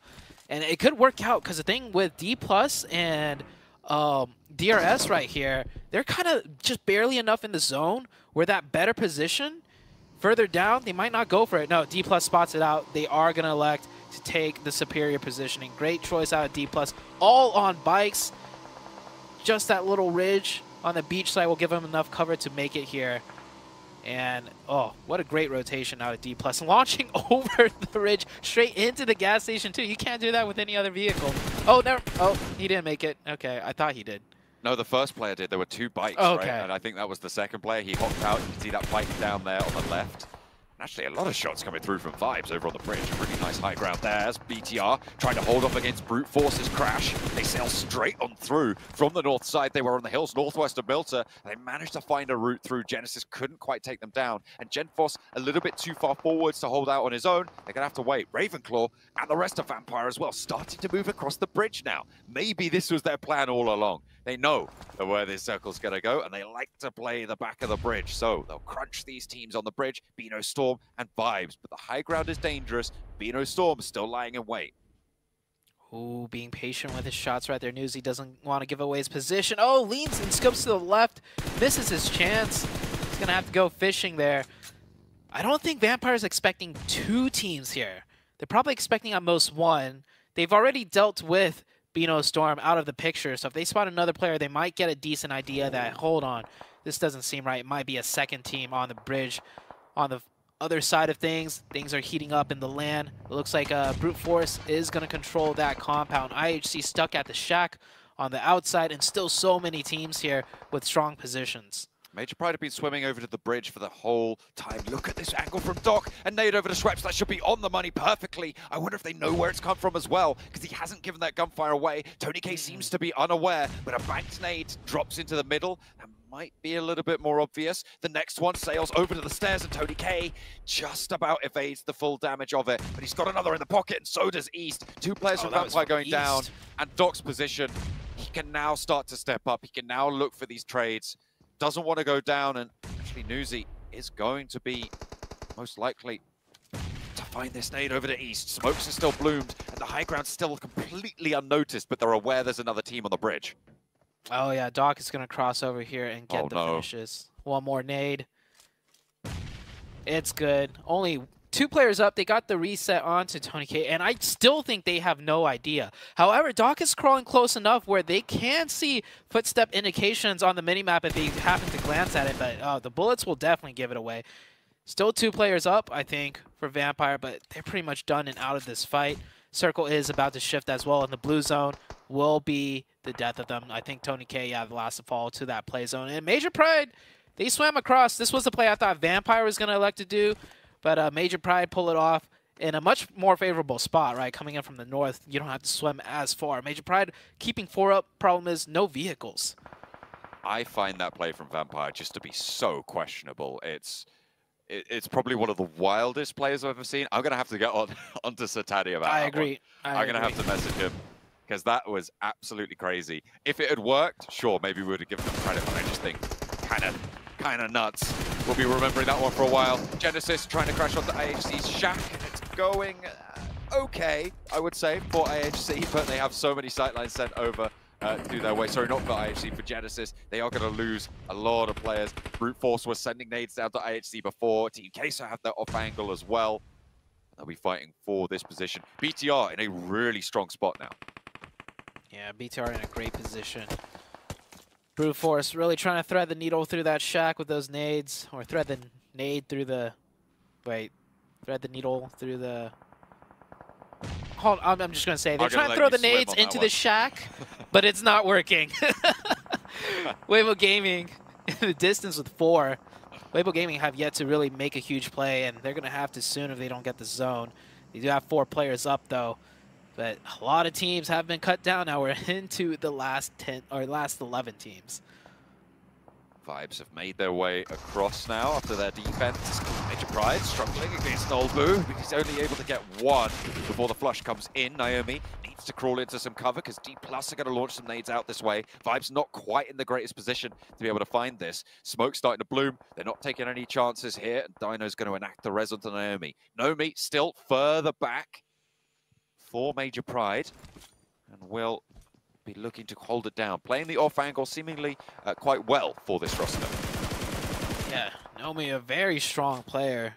His damage number proves it too. And like I mentioned earlier, the most difficult role is that off angle. You have to be able to think for yourself a lot because the team can't see your vision. Sometimes you have to make the important calls from your position because you see stuff that your team doesn't. Naomi definitely the player up to task for it. On the northeast side, Rook, the winners of the first game, staying strong as for. Demorte just down to Milky Way, and they are going to pressure this in. Just keep their push going. Corker down, and Default now has backup from Rami. With that DBS on the inside, Milky Way with that DBS himself in hand, spots a player cooking a nade and nearly clips the wings, but isn't going to be able to fly this time around. Milky Way back on upstairs. Corker still low. I think he crossed that door frame. There is damage pouring in through the doors. That's from Brute Force out to their eastern side. Corker just wanted to stay safe, but you can't find it. Nades up and in through the window. You're locked into that corner. You can't cross back, and Rook take down Demuerte. Major Pride are doing a lot of damage from this ridge line. They've got a Nox onto Vibes, found a nade through. Now they're going to look to take the gas station. Got to be careful, though, because Vibes is still there, and they get the zone. So maybe it's a risk not really worth taking. Just leave that solo in there for now, as the Vibes player are taking shots at them.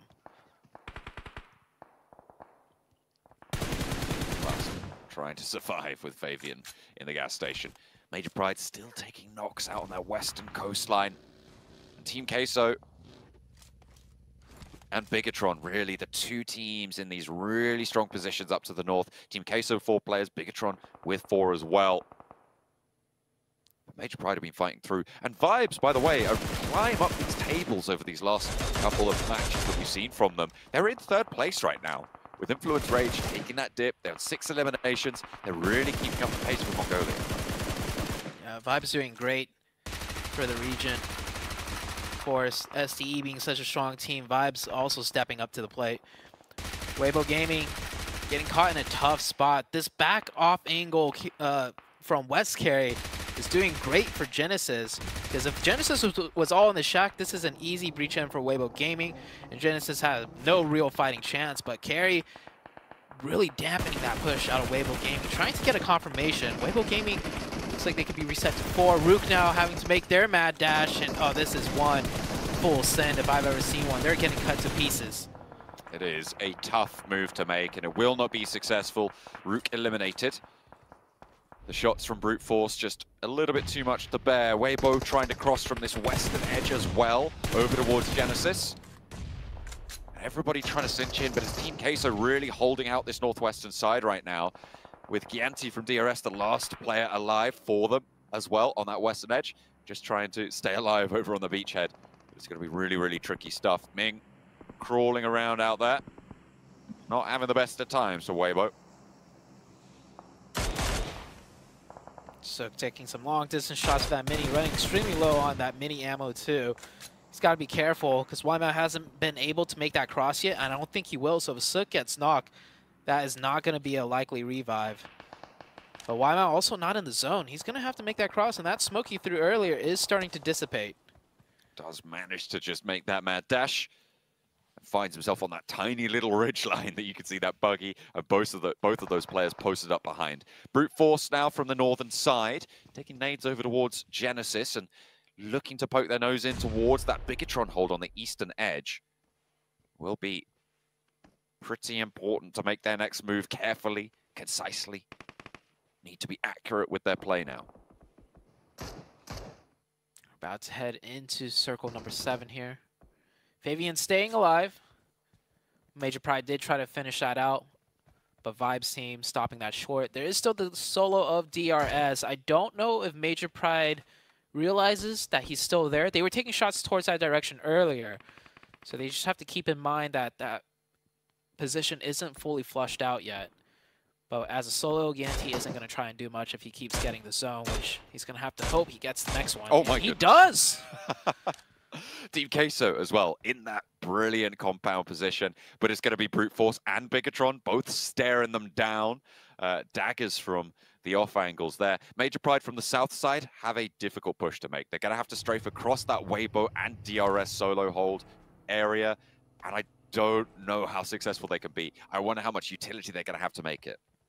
I think it's doable because there's that ridgeline on the beach. If they could get there, I mean, Ganti is the only real opposition. Of course, crossing over towards that ridgeline is going to be risky with Queso. But Queso, if they wait it out, Queso's going to be concerned about BTR and everyone else on the northeast. This is very doable for Major Pride if timed correctly. And the big thing for me is all the teams with the most amount of players all lost the zone.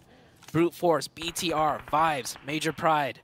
This is going to be a big push out of all 4 of these teams. There is that little hill as well, just to the north side of the road. I don't know if it will have exact cover for Brute Force just on the edge here.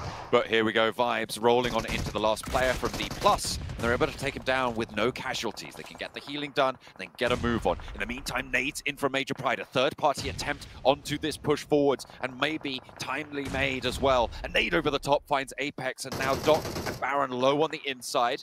More nades looking to come on through as well as they drop those smokes to keep their position up on the wall nice and secure from that northern side. Major Pride continue to bombard and slow down the players, crucially, from Vibes. Remember, these players do not have a lot of time to play with. Burn onto the inside, and Major Pride making their bid for freedom towards that beach.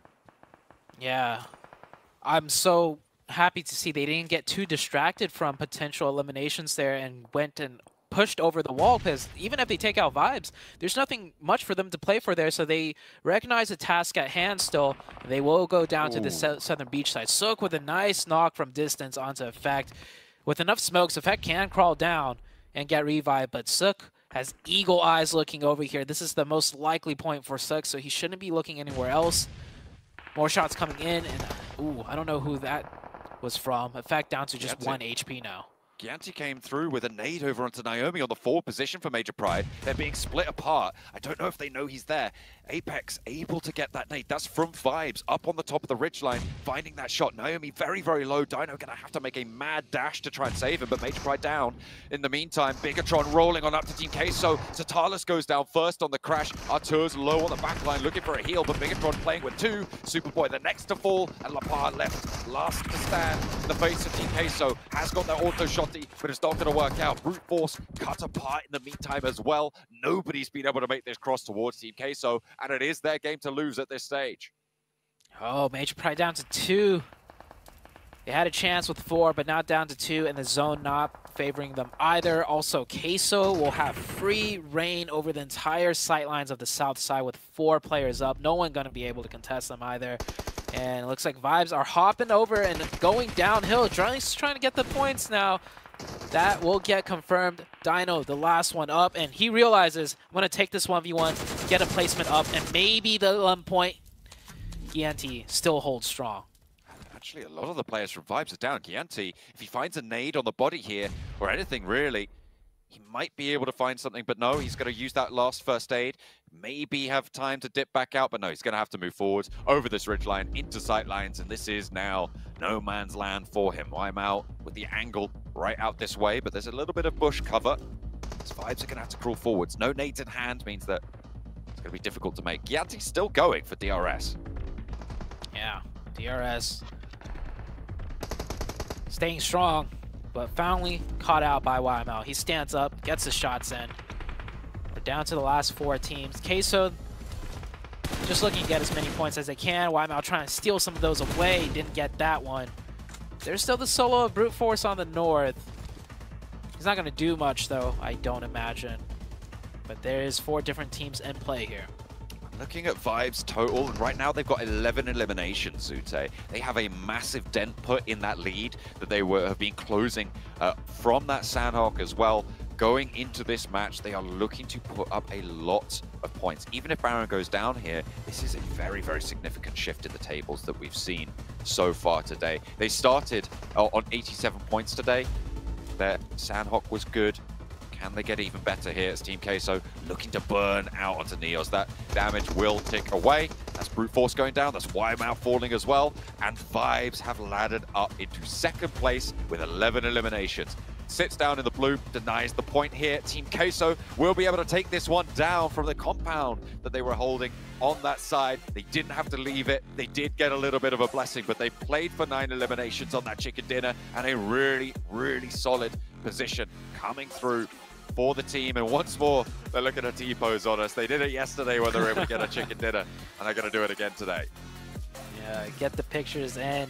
And honestly, Queso did have a very far rotation to make to get to that center spot, so they risked it and they got rewarded. It's not like they just started off right around there. So good job to Team Queso. Also, holding that compound might, you know, seem easy when the circles keep shifting around you, but it's not the strongest of compounds. A lot of sight lines. You could get knocked, another team could push in, so they had a great job at defending as well. Queso with a major win.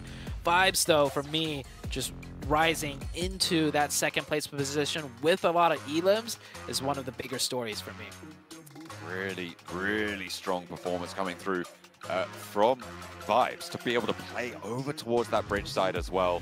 And I think, speaking of the bridge, the one thing that we are just going to be continually questioning is the vampire play in that map. Yeah, everyone blow up Sir Tanny's DMs right now. Yeah, absolutely, because what was going on there, I mean, you were trying to piece together the puzzle, but I feel like I was certainly floundering to try and justify that sort of a play. I don't know if you were as well. I wonder if the desk has any ideas as to what happened, but for me, it's just a misstep. I don't think we'll see that happen again on that sort of a circle. I mean, if you think the circle's going to go to the military island, sure, it's a great play, I think, but I just don't think there was any way it was going to happen. Yeah, and to keep things fair, fighting in from the northwest would have been hard, right? But the thing for me is they had 4. Like, if you have 4 players, just do your best, stick to the fundamentals, pick up what elims you can, and then go out. But to commit 4 for a Hail Mary, you know, crossing to the south, I don't think that was the play. But what was the play was going for the very early rotation center, which Team Queso did, and they absolutely got that chicken dinner. Yeah, well, close things out here. A massive victory for them, and as Seven was saying while we're watching the game. And Team Queso holding the compound, not necessarily the easiest ones, as we heard Zute mention as well. But I think the punishment they put onto Bigatron before the cross, they knocked and eliminated one player before BTR made the push, was really the key to victory there. But I do kind of wonder, gentlemen, if the zone went towards Bigatron instead, would Queso have been able to penetrate that compound and have still taken the game? No. That's absolutely not. I was impressed. I mean, you heard me talking about it. I was so impressed that they were even able to survive that, the push from the compounds, and they also got kind of blessed a little bit that a lot of the other teams were not focused within that compound because, like Sute was saying, that compound is so hard to hold. There's so many windows, there's so many angles that you can actually get shot from. But overall, honestly, for a team that needs a good performance at a Team Queso, 11 Illims, they're able to take advantage of that circle bless. But I'm more impressed by For Miracle, the way that they were. Who was it? I think it was Doc, if I'm not mistaken. Yep. The grenades that he was able to throw on Vampire Esports, realizing that, hey, they're going to think that it's my teammates throwing that and waiting for the right time to actually go and shoot them. And then continuing on from that, pushing the gas station. Overall, For Miracle, great performance out of them. Considering this is a team that was in top 3 or in top 5 at least without any chicken dinners. Yeah, honestly, I'm actually even more impressed by what they did after the bridge. Sure, that cheeky position on top was neat, it was clever, it was fun, got a couple of eliminations there, but then pushing up from the gas station, going towards the east, the circle shifts west, they then sweep back around, back through D+, try to go through Major Pride. 11 eliminations, really good performance by them, having to go through so many different trials and tribulations for that, and it's going to put them in 3rd place. They're going to jump right back up, and again, it's just because of how tight this entire leaderboard is still looking after all of these games. But they have 114 points. They broke the 3-digit break.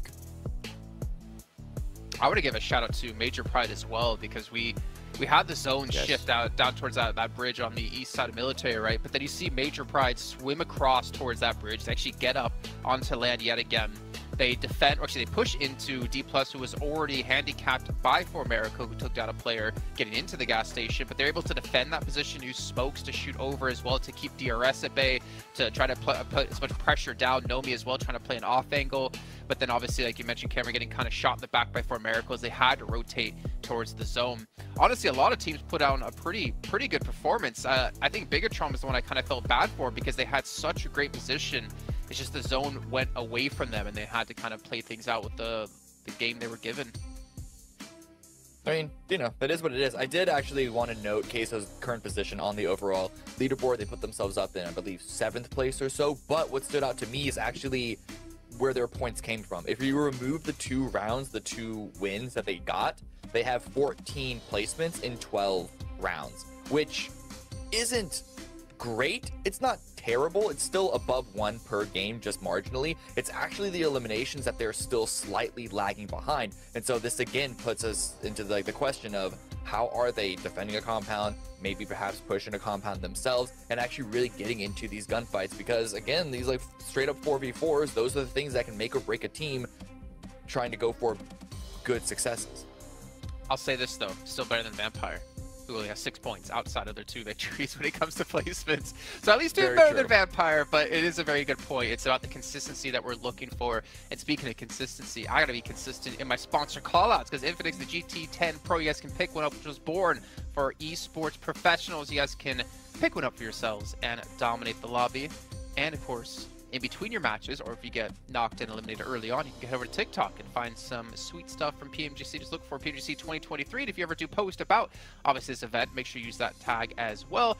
Not to mention, on that, while you're playing, we have the new Frost Festival happening. You guys can revel in the fact that you can ski or snowboard down a hill, pop a 360, turn someone into a snowman, take them out, and then look for other players and potentially make 70 a little bit more sad, as well as he just doesn't seem to have the same luck without a Raging Berserker on the map to get looted up with.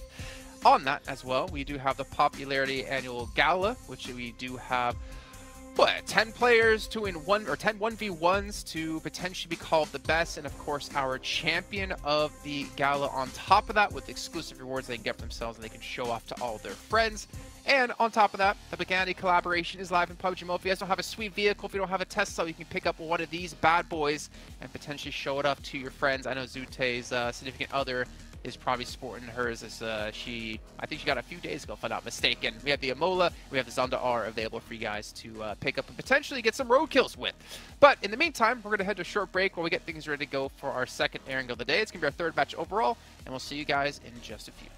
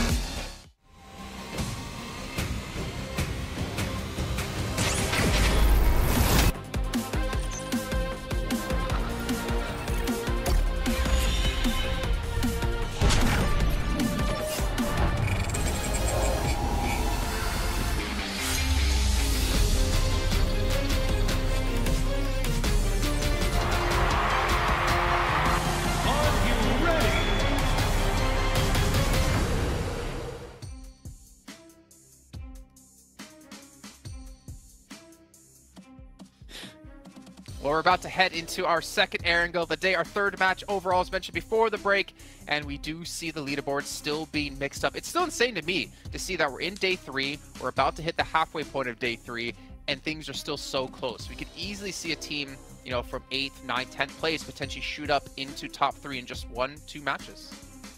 Yeah, for me, I'm actually going to be looking at a team that's no longer in top 3, and I was kind of praising earlier in regards to their consistency. Influence Rage, that's right. The two performances that we've had at the start of the day, yeah, they were able to get some eliminations in Sandhawk, but kind of backfired there in Airgill. Please show us something here, Influence Rage.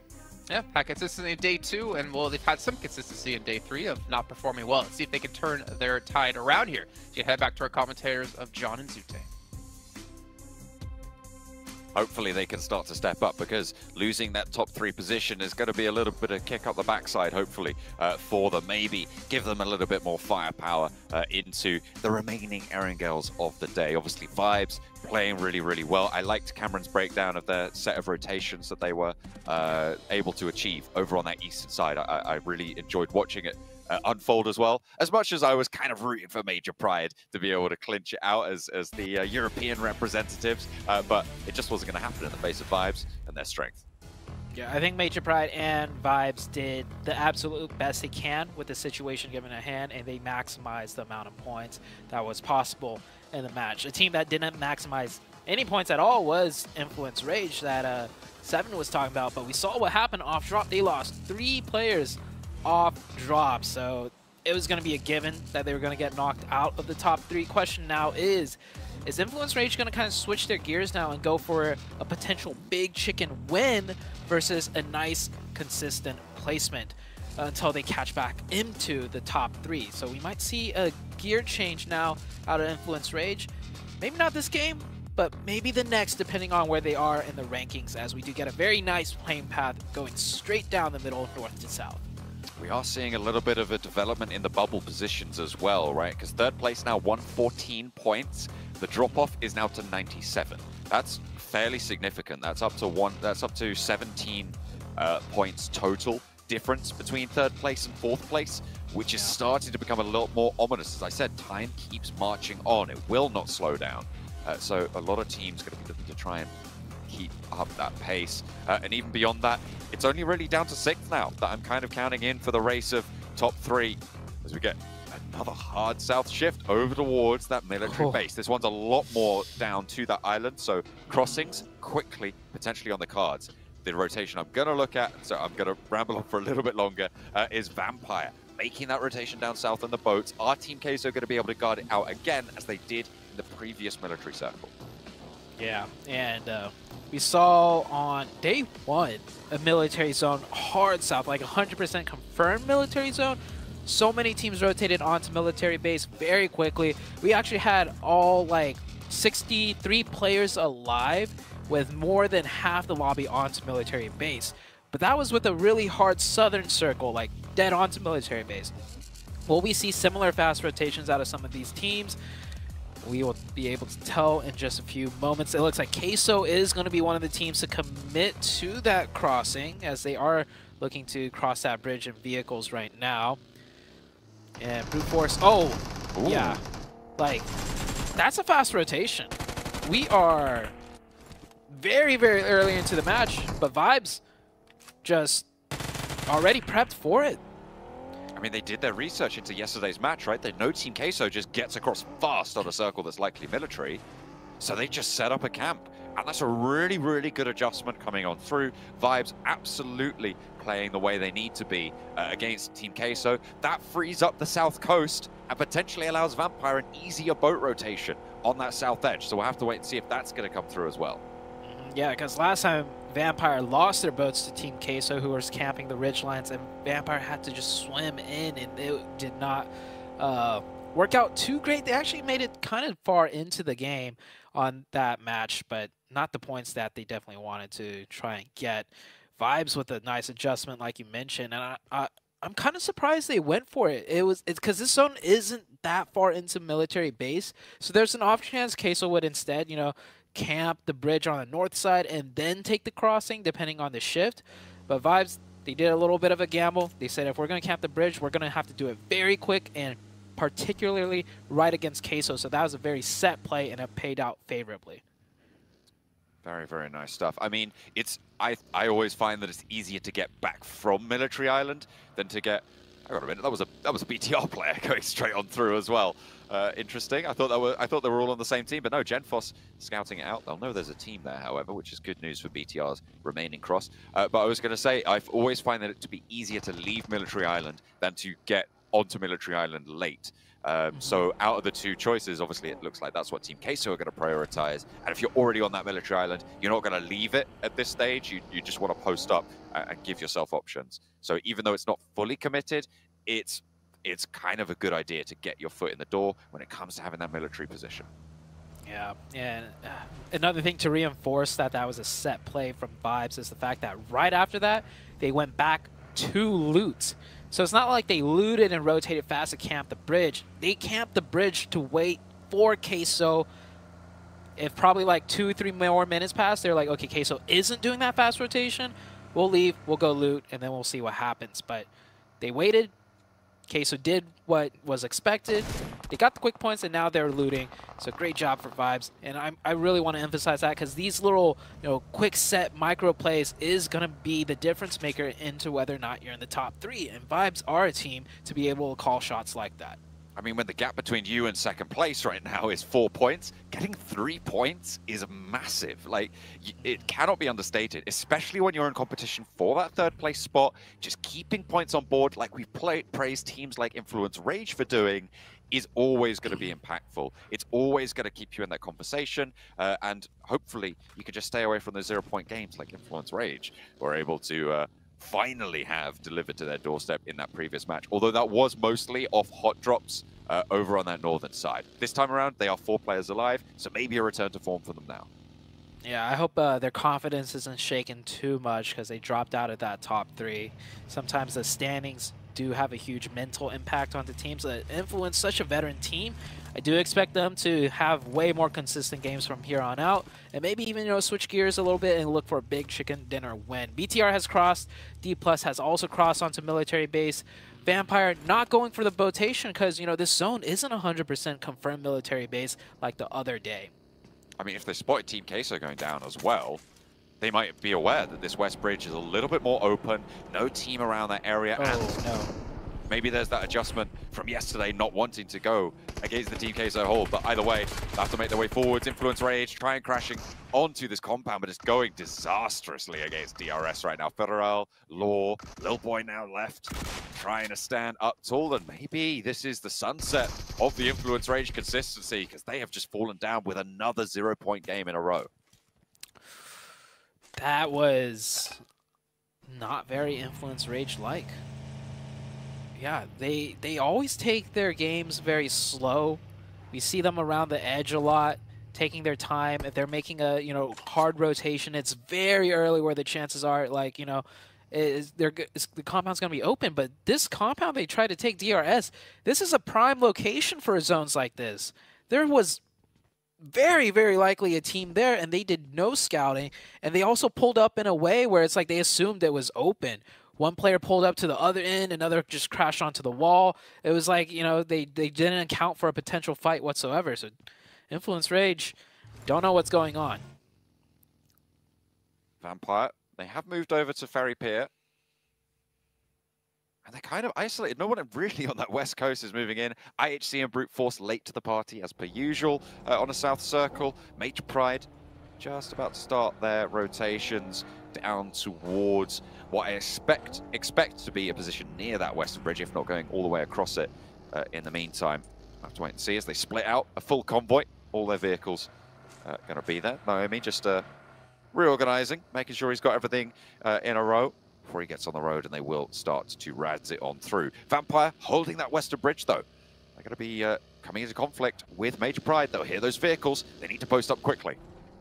Where's the circle going to go, though? That's the bigger question. Before the fight breaks out, it is going to be military base. I think we'll see Vampire just rotate across the bridge now. Definitely want to be a little bit careful, scout that area, because there was that bridge camp.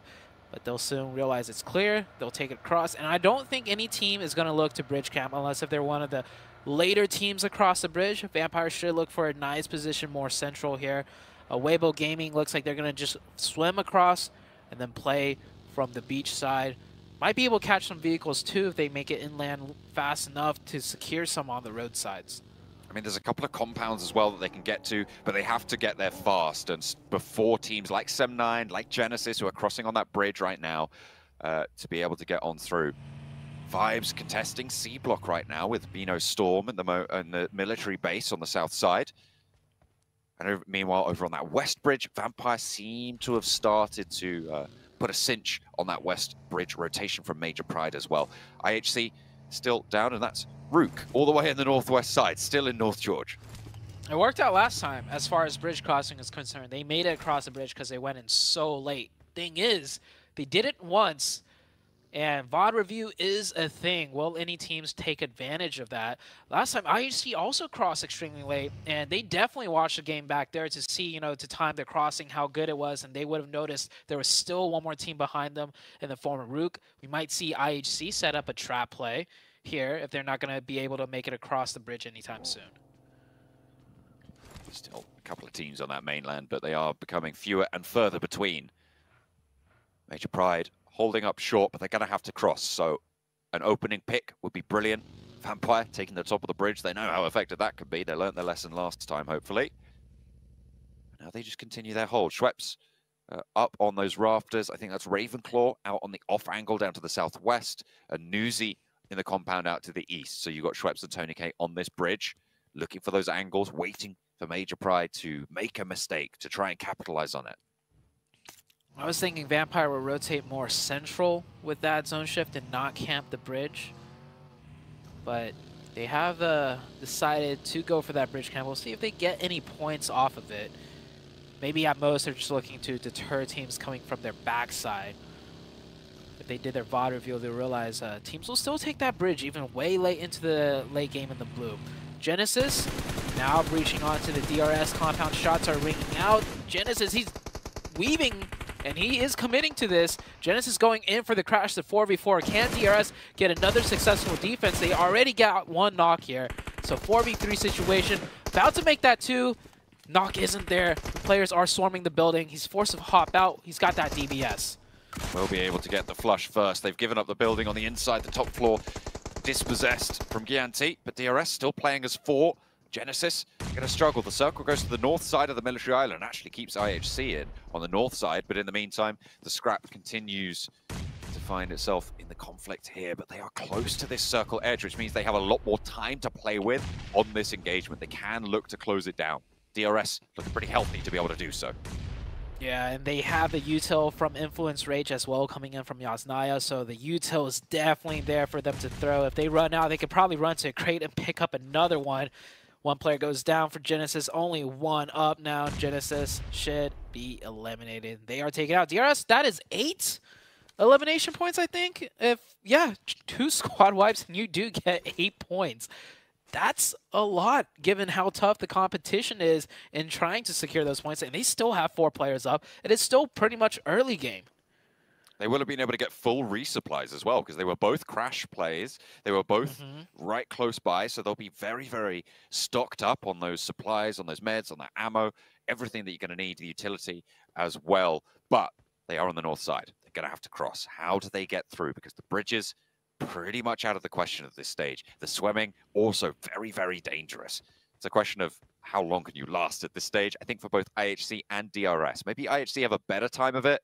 The west side of that military island coastline, a little bit less populated, a little bit less dangerous. With that bridge position being held by Vampire and Major Pride, it hasn't been overwhelmed just yet. In the meantime, BTR trying to make their way across the coastline as well. Sem9 arriving at the perfect time just as BTR was leaving. I think BTR might have been questioning where to go, so they hovered around for a little bit, not able to camp out that bridge rotation as effectively as they would have hoped for, but they get that ridge, which is a decent spot in a zone like this, and they keep all 4 players alive. Sem9 making it across, yet to find a spot in the zone, and, well, Rook, your very late crossing across the bridge is impeded because Vampire's camping out Major Pride. So Major Pride have just been trying to outweight Vampire, and they're gifted with another team pushing behind them. Rook probably not going to send their other 3 players over, but Major Pride are going to pull the trigger on this rotation. They're going to go forwards. I'm imagining we're going to see them tumble out one side of the bridge. With the reposition from Vampire, they know the blue zone's pushed them off that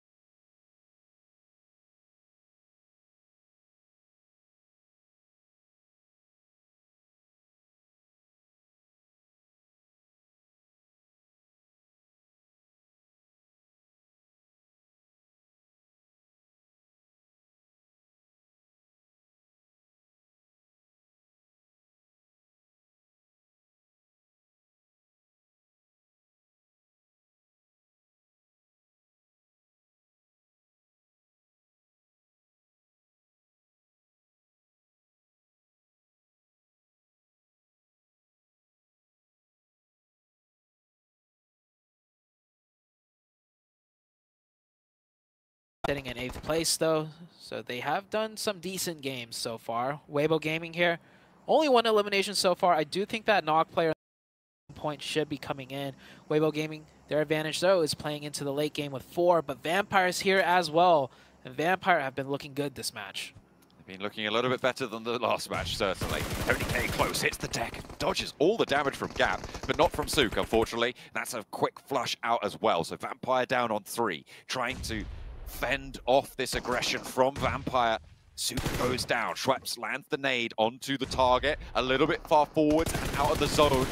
Kind of going to have a tough time here to try and go for this res. You've got IHC to worry about in the meantime as well. Demo is still there, and Weibo cannot fully commit here. Demo does go down, and that is going to allow them a little bit more breathing room, but Nuzi has taken the opportunity to move up to Gap, get this knock, and Weibo are starting to suffer now. Vampire take the high ground away from them, and Ming tries to repossess it, but it's not going to go well. Ravenfall goes right on over, but it's just taken down in time. Ming is there to save the day. Into the smoke he goes to try and crawl away, to try and survive, but Schweppes is low as well, and the duo from Weibo trying to piece it back together. It's looking good. Vampire on the last legs. Vampire still with 2 though. They could easily turn this around. 1 nade and the numbers are matched. Nuzi's on that higher ground.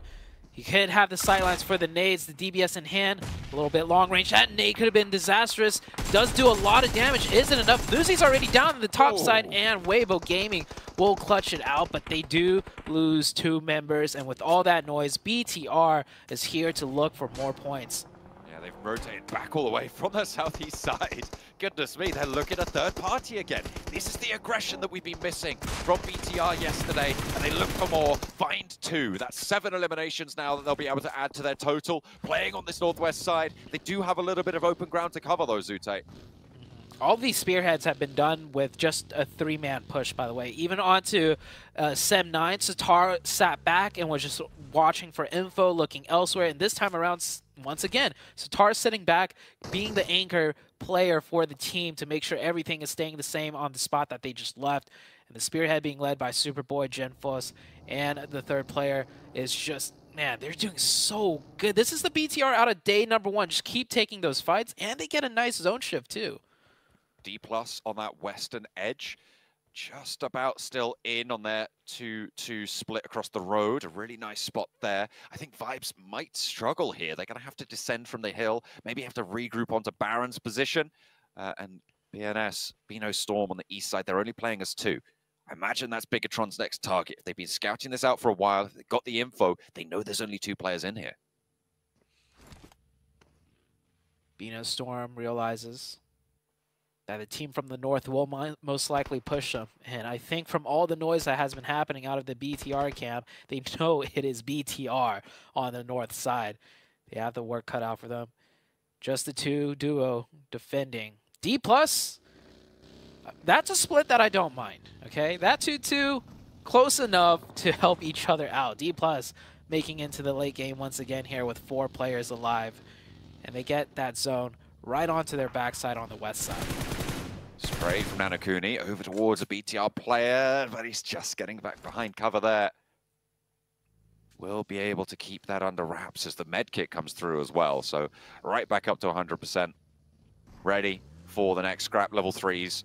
Looking not fully healthy, but certainly still enough to keep them nice and safe. Vibes slowly moving on down to the north as they have to crest these ridge lines, start to go downhill. I'll play for this plateau here, and Doc is kind of right on the edge, but still very much in. Vibes is definitely going to wait for the next circle before having to descend.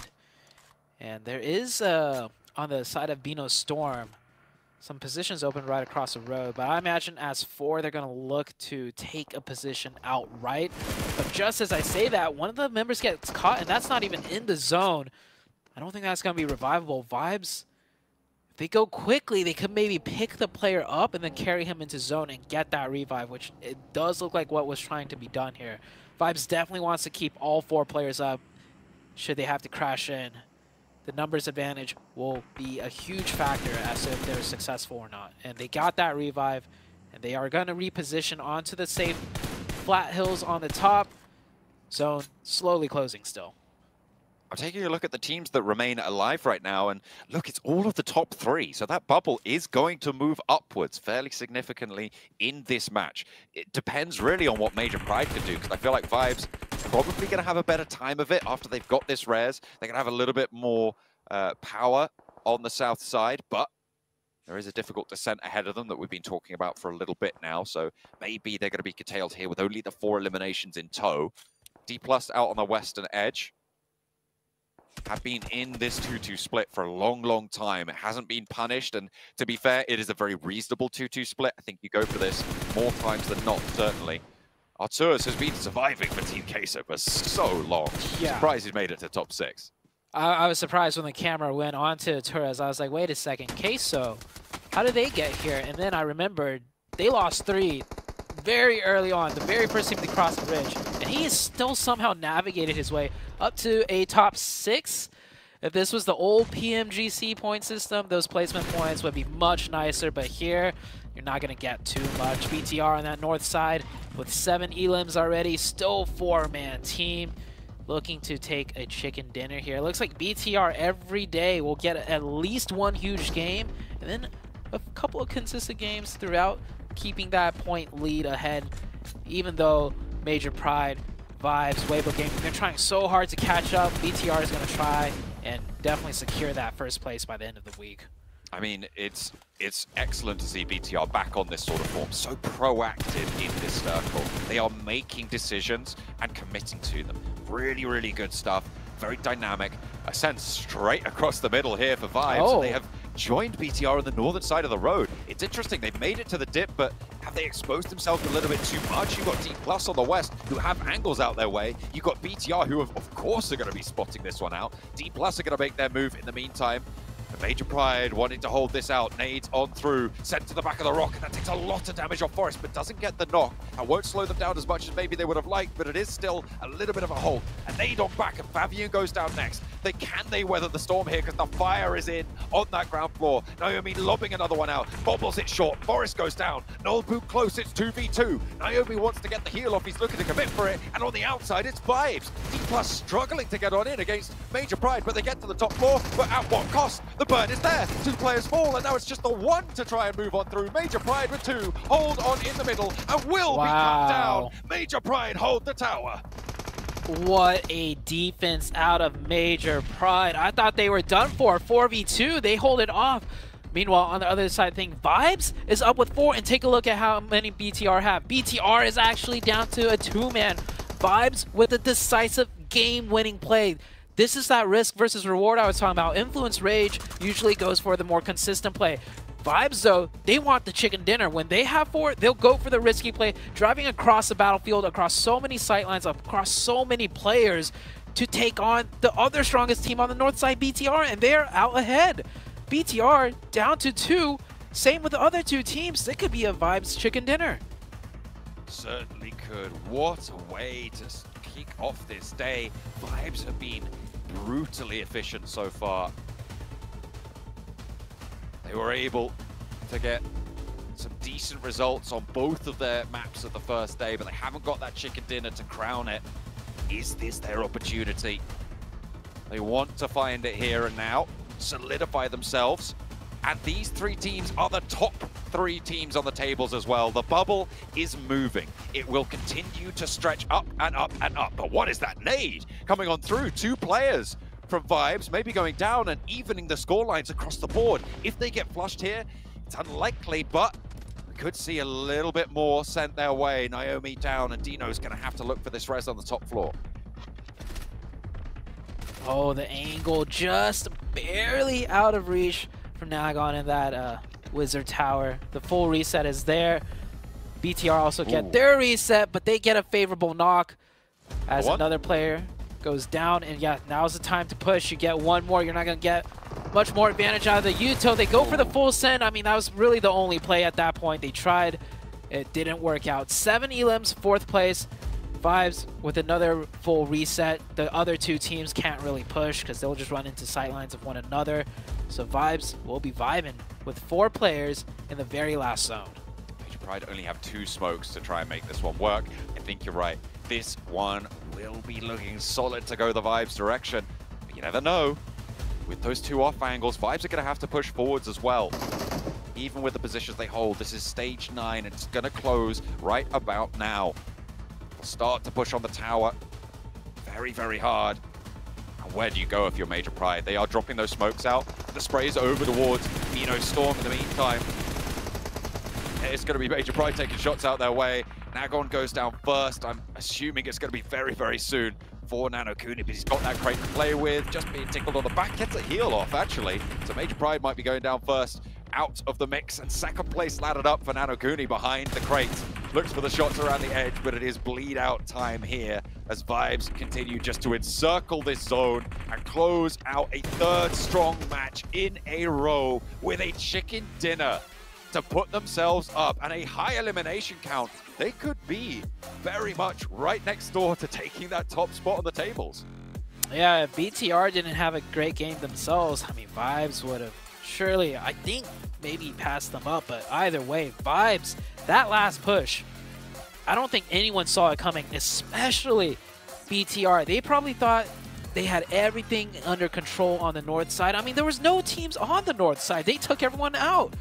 But then Vibes from the south, driving past 3 teams pretty much to just take that northern little ridge. It wasn't even a strong spot either. Immediately when they got there, BTR could have still won it, but Vibes got a quick 2 finishes. The nades, the Yuto was great. East, his name keeps popping up for me, and for good reason. The MVP of that match for the side of Vibes. For Miracle Vibes, a really strong chicken dinner that sends down the hill to get to that north side of the road is what won them that match. I absolutely loved that hold from Major Pride on the tower as well. Off against, I think it was D+, to be able to play 2 players on the inside, those nades, so well placed from Major Pride. They did incredibly well to survive. They racked up a couple of points for that as well. And the fact that BTR, Major Pride, and 4 Miracle Vibes all alive late into this game moves the bubble higher. I've noted it a couple of times during the match, but I feel like it cannot be understated how impactful that's going to be as 4 Miracle Vibes put not only their chicken dinner crowner on today's performance, but their first chicken dinner on the board. Oh, I'm lagging really bad. I'm lagging out. What a performance there. Finally, for Miracle, Cam, they're able to get that chicken dinner. We were wondering if they were going to be able to do it. If I remember, right, we were kind of talking about this during the end of that match, too. Wasn't that the team? Oh, I mean, the way they were able to perform right now, that's what we want to see. Yeah, man. I mean, that was literally them. And the very next day, they get their first win on the board. But they weren't even really needing it. They were acknowledging it themselves. They were getting so many good rounds. I'm just quickly scrolling through their previous performances. Second place with 9 elims. Third place with 10 elims. Second with 6, 2 with 11, 4 with 8. Sure, they have a couple of stinkers in there, like a 15-0, a 12-1, which is why I think why they're only just now probably going to be reaching more routinely into the top 3. But it's these constant, like, dynamic, hard Hail Mary swings that we're seeing this team make time and time again, like with the bridge play previously. Sometimes it doesn't work, but when it works out, it is a beautiful thing to watch. Absolutely destructive to the lobby. Yeah, and something that the casters were pointing out that I really enjoyed too of that bridge camp that you're talking about. They barely got any chance, any time to loot. They decided to just go hold that bridge camp. Team Queso decided to push up. They were able to finish off 3 players from Team Queso, and then they went back to looting. So great awareness out of them, and that, yeah, I mean, the the final push there at the end. I really enjoy what I see out of them. But another team too, if we're talking about those rotations, right, in those crazy swings, Major Pride. How did this team even get a chance to get 2 players into the middle and then take on D+? And even though they did get a little bit of help, let's be honest here, but from Vibes, but they were still able to win that fight against D+. There it is. And there it is. Ooh. After game 1, game 2 of this entire group, finally, Bigatron are upset as the leaders of the lobby as 4 Miracle Vibes takes over them. Only 1 point lead, 1 point gap. But this is what we were talking about this entire time with Bigatron. They were slowing down, not by a lot, but just enough that they're now overtaken by the explosive 4 Miracle. Yeah, we've been talking about are they going to be able to survive with those just 1 good matches a day? That's not the case because those consistent teams in regards to 4 Miracle and Major Pride are definitely catching up. I mean, already past them. I mean, it was bound for 4 Miracle to have that that win finally, right? They were putting up such great performances, you mentioned before, Cameron. And this team, honestly, as I was saying before, one of the big surprise teams for me actually in this group. I mean, I know Mongolia puts out some insane teams like Stalwart Esports, IHC, well, maybe not in this tournament at the moment. And it's great to see there's another team from the region who can just really dominate. And they've been doing exactly that. I mean, even watching that three-way fight again of 4Miracle, Major Pride, and D+, which we should mention, D+ getting slaughtered in a 4v2 that they should have won against Major Pride. It's just we keep repeating these three teams over and over again, I swear. Yeah, I mean, for some defensive D+, it was a 4 versus 2 on the initial run. And so you would hope that a couple of more of those frag grenades would end up inside the bottom floor where Major Pride were.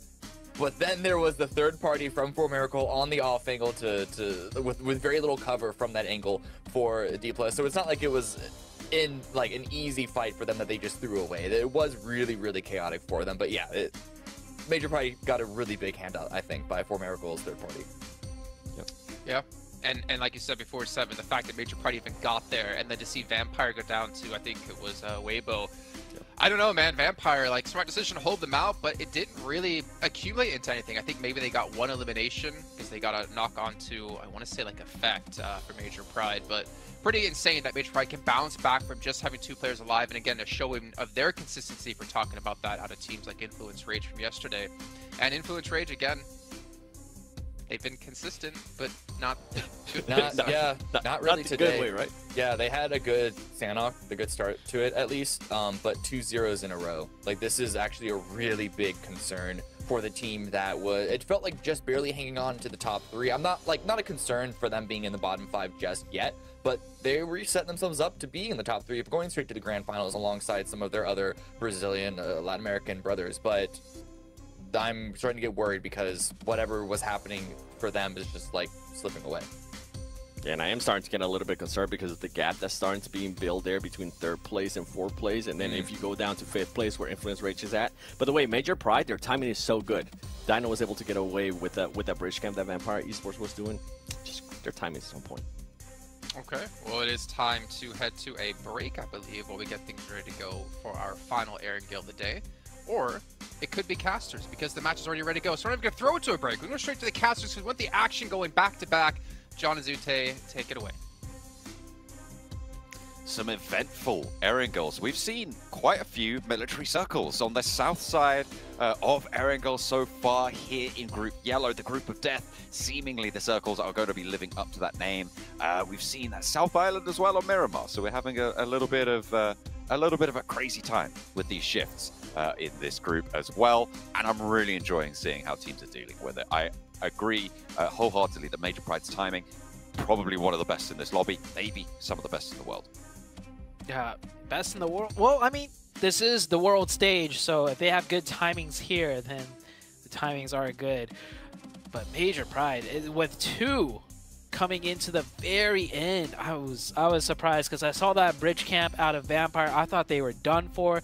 They got across, and I thought that was it. But they still racked up so many points. Vibes, of course, started off the match camping Queso, and then ended the match getting the chicken dinner. BTR showed their, signs of strength once again, taking all of those fights when they didn't have to and winning every single one of them besides the fight with Vibes. I mean, all 3 teams in the top 3 just really playing to their strength and being experts in it. Absolutely. They showed proactivity once more, but they couldn't hold off Vibes for very long. Right now, Vibes are in 1st place, 135 points to BTR's 134. Very hotly contested, and as Seven said on the desk as well, Major Pride on 127 on that 3rd place bubble, still very close to those 2 teams above, under 10 points there, 8 points from them to 1st place. They are 24 points ahead right now of Weibo in that 3rd place, so the bubble actually increased in the last match. The last Erangel of the day to close down the central block run. We are going to be taking on match number 16, and again, it's a South Plane Path. South Plane Paths, once again, a lot of skewed plane paths. Good thing it's happening on Erangel, the easiest map to navigate with a skewed plane path. If it was Miramar, oh boy, we'd hear some moans and groans from players. Teams are starting to drop out now. One thing that's standing out to me though is Weibo Gaming have slowly kind of tried to make their way up the leaderboard, and if it wasn't for the fact that the top 3 have been so consistent so far today, Weibo Gaming might be looking better. So Weibo Gaming, they can't just have decent, consistent games. Weibo Gaming needs that big chicken dinner themselves here today if they want to break into the top 3. Influence Rage, of course, man, I don't know what's going on with them today. Of course, we're only a couple games in, but every game really needs to count if you're not getting the big wins. If you're looking for consistent games, if you have 3 bad games in a row, I mean, that consistency goes out the window. Yeah, it's definitely I think you can have 3 bad games on a day, but you need the rest of them to be so strong, because at this stage, if you want to make that top 3 spot, which is what Influence Rage are aiming for, certainly should have been given their standings throughout the first 2 days of play, they need to be having not just consistent games, and Weibo Gaming as well, as you were talking about as well. They can't just be having consistent games. They need strong, really powerful games from now on. But then you run the risk of just taking those L's, because in order to get high scoring games, you need to take more risk. And that is what teams like Influence Rage have been seemingly a little bit more averse to. Yeah, that gear needs to be switched soon. They got to switch it and be dialed in as well. It's going to be hard for them to make that gear switch and be successful, because the talent in this lobby is very difficult to overcome. And I want to give some credit to Queso too. They're not really in the running, I'd say, for top 3, but they're sitting in 7th place, 82 points. I want to give them a shout out, because I think after day 1-ish, 2, I just recall them being in like 14th or 15th place. So Queso has been laddering up a lot, trying to make a name for themselves. And if they ladder up anymore, hey, they could aim for that top 3. I think that's still a little bit far away right now. It is. Queso, though, 82 points to Major Pride's 127. That's a 45-point gap right there. That's very difficult to make happen, even with the number of matches that they have left. They've got 3 today and 6 tomorrow. That's 9 matches total. A 43-point gap over the course of that. You're looking at some real tough stuff. It's pretty much, I think it's 5 points extra per game, something like that, somewhere in that sort of region, over that bubble position. And with the consistency of the top 3, I'm not sure about that one. Yeah, I don't think it's going to happen. I just wanted to give them the credit, the acknowledgement before it becomes a thing, right? So then if it does, I could be the one to say like, hey, oh, that's true. I called them out. Yeah, I called them out. They were a team to watch out for. It's like with Major Pride, when we started really noticing things, and then they just popped off on the Miramar match yesterday, and they've been trailblazing it through today. So you got to give them, got to give these teams credit for the work they have put in, and you never know, they might show out at the very end. Of course, it is tough. It is going to be tough for Queso. Major Pride in a much better situation, and so far we've seen a lot of shooting, no knocks just yet, as that circle has popped up. See some teams rotating in. Influence Rage making a fast rotation. I don't know if that's typical of them, but I think that actually fast rotation was towards their loot spot, towards Yasnaya. Yeah. I'm taking a look at it now. Okay, yeah, they're just trying to get to Yasnaya. Yeah, they generally loot out there, obviously, with the plane path as it was on that southwest cut. One of the furthest drop spots for any team in this lobby right now. So they are just still making their way over there, but they'll be nice and safe for the time being in this circle. They've got a lot of time to play with, so I'm sure we'll see them plenty later on. The question is how much later on, because they haven't had the best of luck today. They've had their worst run of the tournament so far. They're still looking pretty healthy to stay in the top 11, certainly. I think I would be very surprised to not see them in the top 11 and into survival stage. But this is a team that was kind of a lock for most people's top 3 predictions coming into the group yellow. Yeah. And honestly, they were not a lock-in until today. But that's just because of their abysmal performance and the teams right around them all popping off today. So it's a perfect disaster for the side of Influence Rage to really get knocked out of the top 3. It's not even the top 3 that kind of knocked them out. The teams like kind of below them have also all had decent games. Weibo Gaming rising up past them, and soon to be Brute Force might even rise up past Influence Rage. Team Queso, as you highlighted, have that potential. They got that firepower. Still very volatile around that bubble on 11th place as well. I mean, you've got 82 points for Team Queso in 7th place, and you've got 71 in 13th place. This is a very, very small gap, all things considered, with the amount of pop-off performances we're seeing in this section of the field. And one of the most notable gaps, as mentioned earlier quite a few times, is that top 3. It was so close, but now 3rd place, creating a decent lead over 4th place. And coming into the last day, the top 3 now, maybe the top 3 at the end of the week, but in what order? That's definitely a guess I would not want to take. All 3 of the top 3, man, so strong in their own unique ways, right? So I think it just comes down to who's feeling it more that day and which one gets the circle favor just a tad bit more than the others. We're waiting for it. We're waiting to see it. BTR, we felt their power a little bit once again. The old dog learned a new trick or two in that last Erangel. They're rolling around that circle, happy to take those fights, and that's what you want to see from this BTR roster. Day 1, they said aggression was their game plan. They said they were going to keep it up for day number 2, but that proved to be false. Today, though, maybe a return to that form. Day number 2, they still did decent. It was just that they did so well day 1 that expectations were high. They didn't have a terrible day 2 if you just look at the points gained alone. They held in there.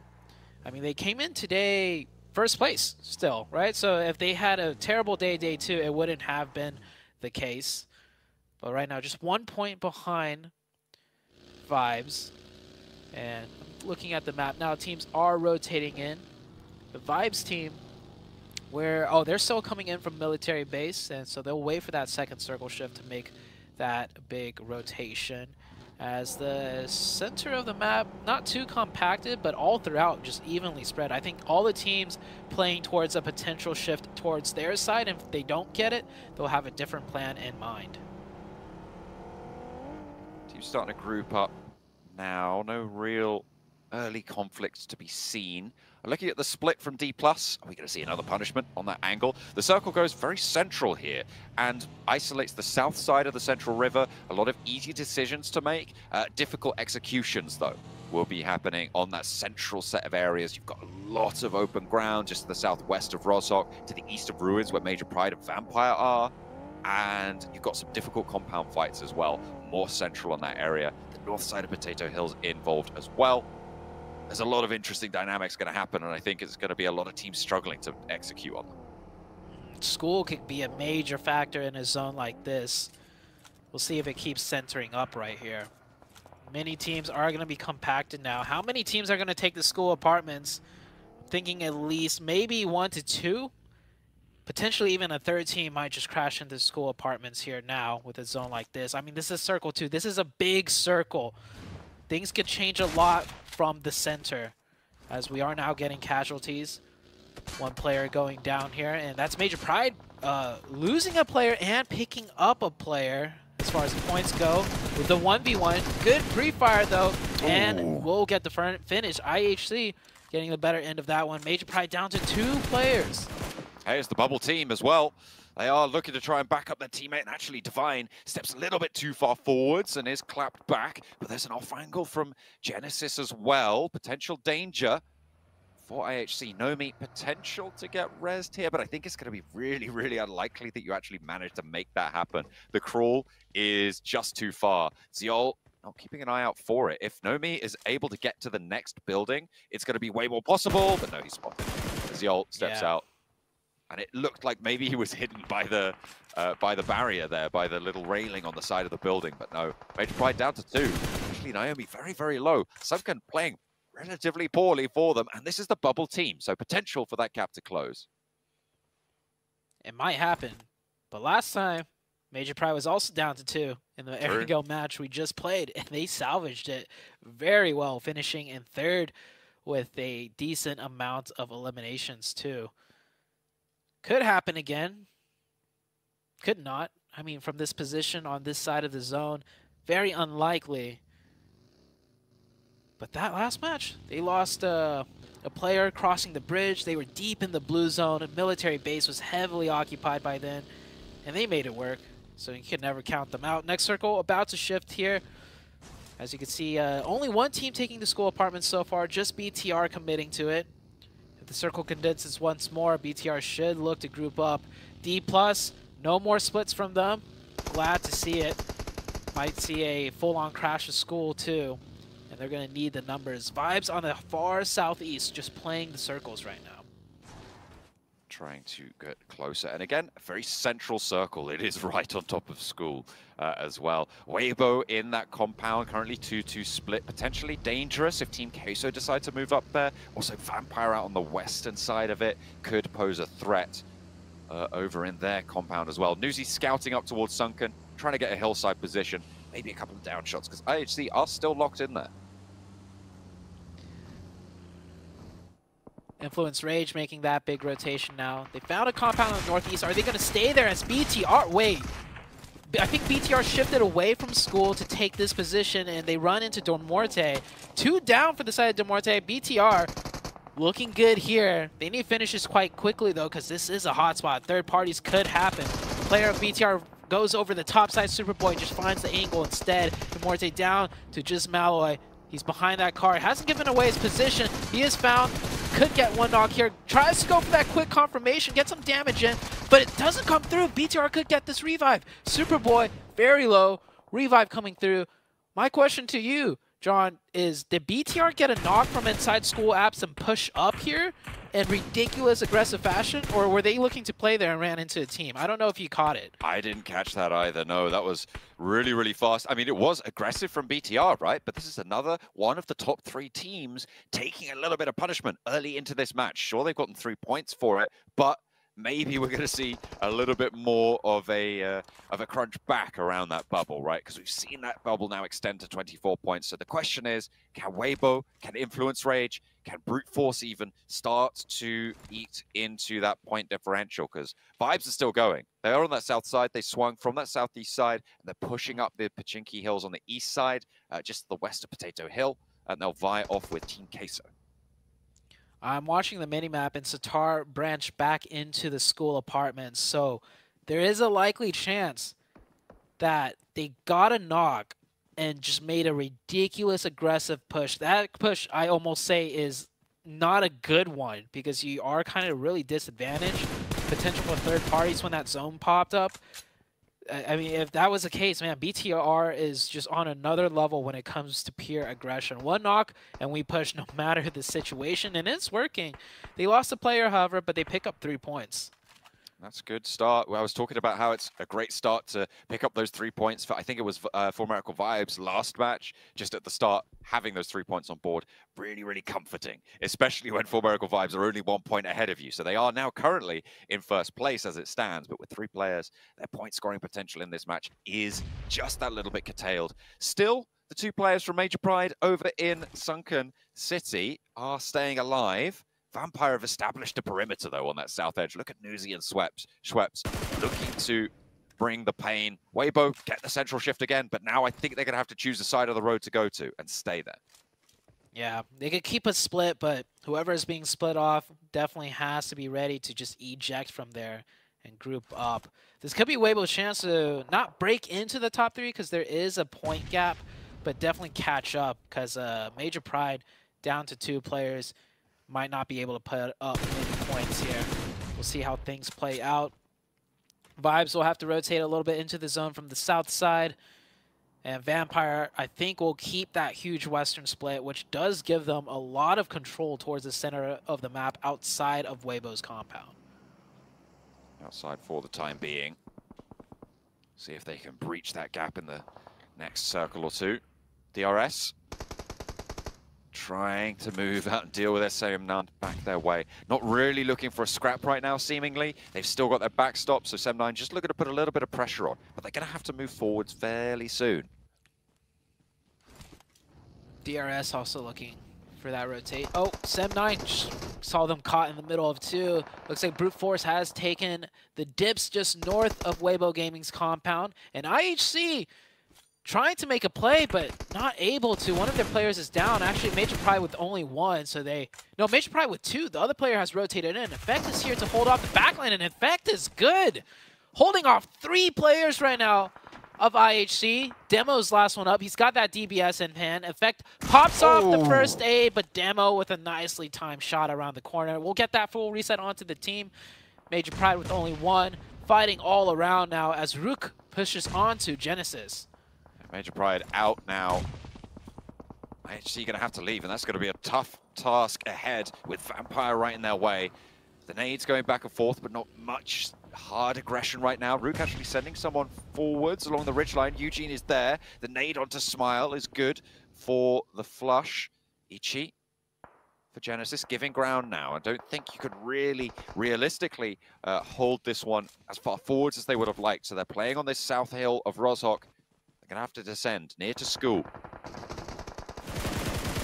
Queso taking the warehouse we just saw as Brute Force was in the dip on the north. The only isolated fight really going on now, though, is on the northern side, Genesis versus Rook. And Genesis is in a little bit of a better and stronger position, but Rook have the player advantage if that player stays alive, that is, as he almost went down. Delta getting a knock from Bino Storm. That's happening on the south side. And yeah, DRS and Sem9 on the south side still have to fight their way in. That's a 3-way fight that might be happening right here. Tam, nade over towards the position. Gianti goes half HP there. Heal's not coming through, and that's a good nade over the top if it's cooked right. Tam not going to go down, but Big Al behind is eating the punishment instead. Tam trying to roll forwards with the buggy, so is Depp. The split down the middle, and in comes a third party potentially from this northern side as Bino Storm roll up this hill edge as well. Mikiel's still down, but they're looking for the res. They want to keep everyone nice and together, but Tam with a nade sent his way will fall as well. Bino Storm starting to launch through with their assault. Players are suffering now on Sem9's team, with only the one player down at this stage. Depp trying to stay alive here further down the hill. A low HP bar, wanting to get this heal off. Bino Storm with a beautiful nade right onto the opening of Sem9. Sem9 driving around the buggies, just trying to get info, trying to bait out shots, and a great shot from Divine rips the player out of the buggy, and at that point, I think Sem9 is just going to have to give up this one and just find a spot in zone to survive in. And oh man, the nades are so good out of Bino Storm. Sem9 down to the solo. BTR have already moved into the new circle. The circle pulled west, so a lot of teams in the school area are forced to eject. BTR will lose Superboy here. They are going to take that all the way down. That's 2 players now left for BTR. Team Queso, Weibo sharing that central area. The shift goes out. Vampire happy with this one as well. They get a lot of that hillside under their control. Rook trying to take care of Genesis, but Influence Rage taking care of the remnants of BTR as well. 2 players go down to a nade and a third as well. It's disaster strikes as they try and take down the final member of BTR. Just the one left remaining. It's Genfos. Gets that heal off, and now it's just Little Boy up on the high ground. The spray downs are there. That's actually D+ stealing away a bunch of those eliminations. Man. But 4 points are in, and that is so, so sad for Influence Rage. It looked like they had a good time of it, but D+ roll in and ruin the day. Genfos on the off angle now trying to move up onto the high ground, spots the player, looks for the nade, launches it towards Lil Boy on the cook. Can he get it right? It's right on the ridgeline, but it doesn't quite tag the full damage. Instead, it's only a little bit. Genfos puts another one forwards, tries to scare him. The nade is cooked. Lil Boy with the DBS gets cut down, and Genfos claims victory. Genfos absolutely demolishing the Influence Rage team. Unfortunate he couldn't confirm all 4 points, but he was the one to take down all 4 players. A 1v4, a true 1v4, as he was the only player up alive for BTR. They may have wanted a couple more points than the 5 elims they got here, but that's a highlight clip in the books for BTR, and he's not done yet. Not just yet. He could still get something happening here as D+. A little bit worried to take on this force in the form of Genfos, and he's still putting out damage. He is still alive.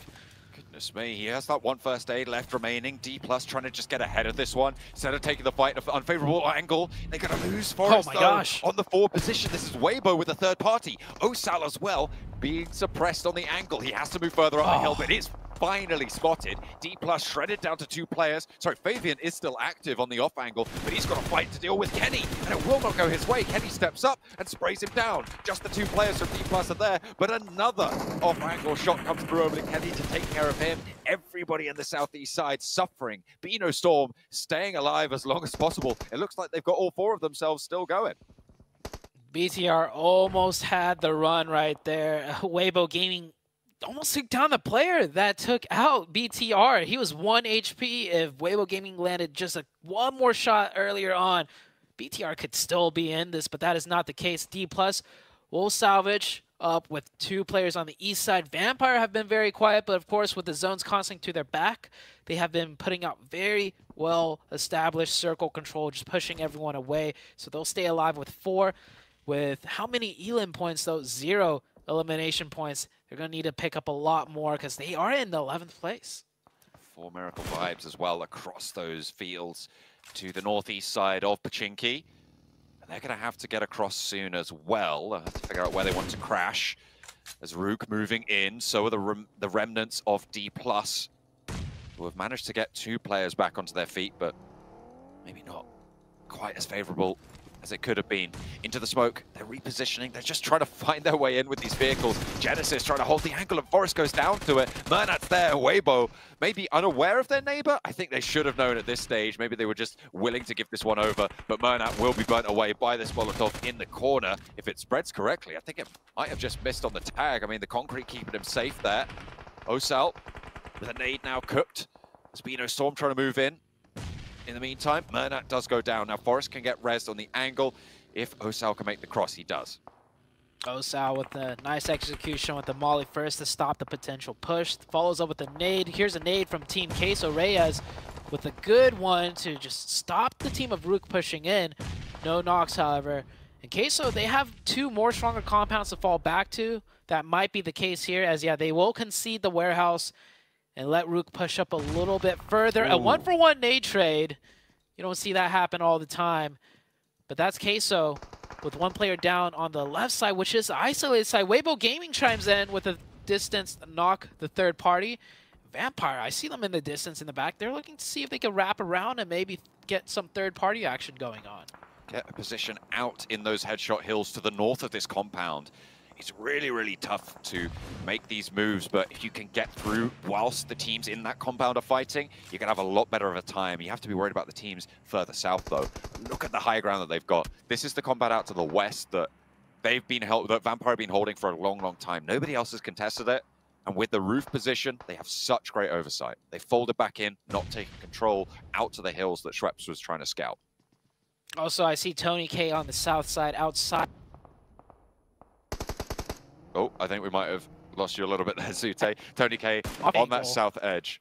Going to be looking to try and hold down the angle. Vampire still just holding those sidelines. A nice shot over towards 4 Miracle Vibes to try and keep them together behind the tree. Still damage sending their way. Beano Storm trying to move on down, and they are falling to the sidelines of D+ as well on the east side. 4 teams currently in that central compound. Just all of them vying for position. To leave that compound is got to be so, so difficult. Everybody just looking to try and clean out the surrounding area, but you just can't do it. A shift out to the west gives Vampire and Ravenclaw, crucially, that that rooftop high ground angle. It is going to be a bloodbath here, and Vampire are looking to slurp it all up. Those points desperately needed at this stage to try and secure themselves, probably at this point, just into the survival stages. But everybody in the compound out to their east is going to have such a tough time to make this one work. It's going to be so, so difficult for them to leave this position. Vibes take a knock up the top of the hillside, and it is just a tricky rotation for them. The vehicle's providing little to no cover right now. Tony K on the high ground with that Mini 14, staying out closer to the blue and slowing them down time and time again. Shot through the windows. They've got a buggy, they've got a vehicle, but immediately you try and hop in that, the Mini 14 just lands and tap, tap, tap, and there's very little you can do about it. It's going to be such a tough aggression push. The push is still going on here. Vibes now forced to push in, and wow, shooting across the center zone, not able to find any cover. And This time around, the full send across the map from Vibes did not work. It might have worked that last match, not this time, as we are down to the last remaining 5 teams. Weibo Gaming hanging in there with 3. They lost one way earlier on. They could have 4 up, but with 3 is what they'll have to work with. As Sook goes down to the nade, Osao is the last remaining player for the side of D+. Can he push in here and take out the entirety of Weibo Gaming, or will he go for the reset onto Forest? Eliminated through the window, but there's the cross and there's the spray down across the way. So many teams in this compound. I was saying it's going to be such a bloodbath to try and move on out. Osal on the inside, last player to stand, and from underneath, Guaimao with the DBS puts it to sleep. D+ eliminated. 3 teams still in this position, and Vampire have got this position on lock now. This should be the big one for Vampire. And Vampire, they're a strong contending team, but I don't know how I feel about them, even if they get the chicken here, because their points are very low on the points table. And with that bubble gap being created on the top 3, it just kind of nullifies a big game out of Vampire. Of course, if they're shooting for that top 3 still, every chicken dinner that they could get will be a good one. And the zone blesses them here, blesses them heavily. I don't think any of the 3 teams outside of this zone stand a chance, as all 3 will have to be fighting each other on the way in. I like to see Vampire posture up here and take some more aggressive angles potentially. Difficult. I think the 2 players up to the north are playing on a ridge line that sort of slopes just a bit away from this compound, and that's sort of the furthest forward they can go with the cover that they have, but they still have such controlling position. I'm looking, as you mentioned, at the top 3 right now, because their top 3 teams, for Miracle Vibes, BTR, Major Pride, didn't have the strongest of games. And Weibo, who are the 4th place team, are still in this one. A chance to close that 24-point bubble gap that sat at the start of this match. See how much further they can go, because they're going to want a little bit more than this. Smokes just everywhere, looking to be able to make these crosses, but Vampire chokehold across this one. Weibo Gaming, the first casualty on this insane push out into the open. Queso and Rook going at it. Weibo Gaming just need to survive up to 2nd place. I think that's the best they could hope for. The compound fight is blazing. Rook seemed to be getting the better end of it as Queso's down to just Big Lump Milo on the top 4. Weibo Gaming fully taken out there. They went for the cross. They went into the sidelines on Vampire, and here comes Vampire. They are straight up into the wall. Tony K wants a piece of this pie. They know they need points, and this is exactly how you get them. They have so much utility. Look at that, 11 smokes, 20 nades still in hand, and there's a double nade coming on through for Tony K. He's on the outside and under pressure now from Default. Where's the rest of Vampire? They've careened across this open ground, and they are looking to close it down. Tony K will hop on up, and that is everybody falling in their face. I wonder how many eliminations they were able to close down towards the end. They're happy with it. Well, maybe not elated, but to be fair, they were just waiting this one out, trying to get the maximum value here. Vampire will close it down as we kind of expected, given those final circles. There's a relief to find a performance today to try and climb further back up those tables. Yeah, you can tell from their reaction that they wish they could have gotten more. But with the way the circle played out, they had to play it that way. If they got any more aggressive, it would have just been unnecessary risk that more than likely could have ended badly for them. As Tony K, the MVP, once again, they have had 3 chickens so far, and I swear, every single time Tony K has been the MVP. I mean, he is, absolutely. This guy has been a force to be reckoned with. A force to be reckoned with. I mean, that was, I think, a lot from that nade that he was sent on forwards. There were a couple of eliminations that happened earlier as well for them. But yeah, absolutely. Such a great pickup to this roster. Came on to the Vampire team at the start of this year for their season. Performed exquisitely at PMWI. Obviously, with Vampire's performance so far here, it hasn't been as maybe noticeable, but this guy's a terror. You cannot discount him no matter what Vampire are doing. Make sure that you keep an eye on this guy because he is a force to be reckoned with. I think the team sets up really well for Tony K too. I think every time there's an off angle to be had, they trust him to take it, and whenever a push, a spearhead needs to be made, the other 3 players are there to support him if things should go wrong. And man, what a match out of Vampire. They need a lot more of it though, but hey, starting it off strong on this one with a few more matches to go, Vampire could still bring it back. It's going to be tough, but Zute's right. They can still definitely do it. They went into that match in 11th place, technically safe to make it into the survival stage, but I never would have guessed that coming into this event, that we'd have our reigning champions of PMWI back-to-back years just struggling to stay ahead of the bubble and to stay into contention for the grand finals. But this is definitely a victory that they needed, not to mention gets them in a little bit of a safer place overall. Being that 11th place, as I mentioned, with Demorte being in 12th, DRS being in 13th, and those two teams going out early, that gives them a nice little buffer here. But obviously, as the casters mentioned here, Cameron, Vampire kind of wishing they got a little bit more, but honestly, they should just be happy with the victory right now. Yeah, you're not going to be upset with the numbers that you got. I do appreciate that Tony K saw an opportunity to rush forward and get a couple more for his squad. Yeah, you can see here, they're not super elated at it. They know that they were essentially gifted that win. They just had to make sure to not throw it at the end.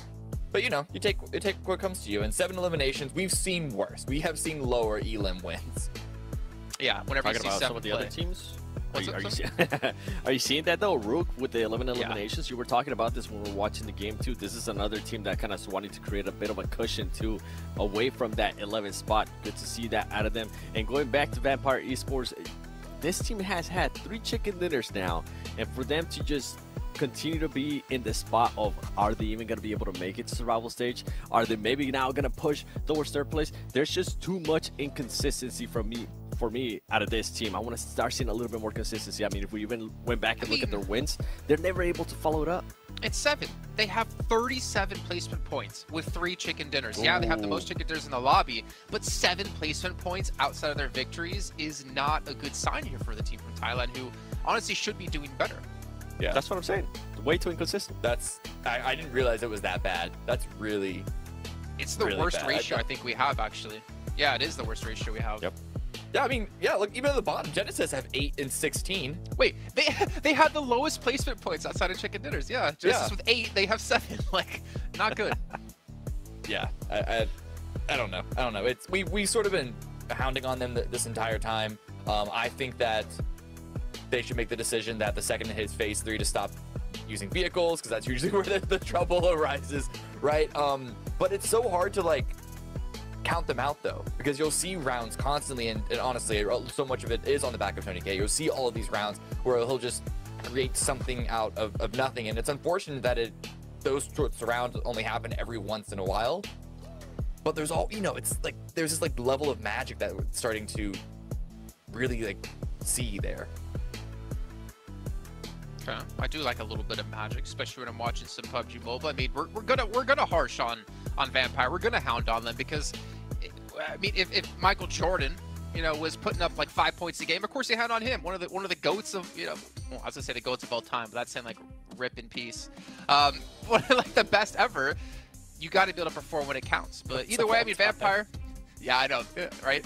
But either way, I mean, they're 7th place, Rook in 6th place. I'm actually quite surprised to see Rook be up at this kind of level right now, but really happy to see it. I mean, we saw him towards the north side, as you mentioned, 7, saying I noticed them, and I was like, how many limbs do they have there? Because I feel like they were quiet, and then you look, and they have like 7, 8 limbs, and I'm like, okay, this team is going a little bit under the radar, but getting themselves ever so closer to potentially breaching top 3. For you guys who are potentially looking to breach top 3 in your own way, you can go vote for PUBG Mobile to be the best esports game. It was brought up by, or nominated by, the Game Awards. Make sure you guys check that out. Voting's going to end on December 7th, so make sure you guys get your votes in. 7, did you get your votes in? I haven't. I'm going to. Cameron, did you? Oh, instantly. Yeah, thank you. I already had a computer set. I already had a bot set up to do it for me. Oh, okay. Well, 7, if you are going to go vote, make sure you do it on your Infinix GT10 Pro, which was born not only for professional gamers, but professional voters like you, 7. All right, you know what? Let's talk about Rook a little bit more. Going into Miramar yesterday, yeah, we do. Nope. Right? To Miramars? Maybe they'll be able to perform again? We have to go to break. That's why I was saying that you can't. But you know what? After the break, 7, you're just not going to have a chance because you're going to be going to game really quickly. So we'll see you guys in a few minutes here. 7, we'll have time at some point in the show today to talk about them. And we'll see you in a few.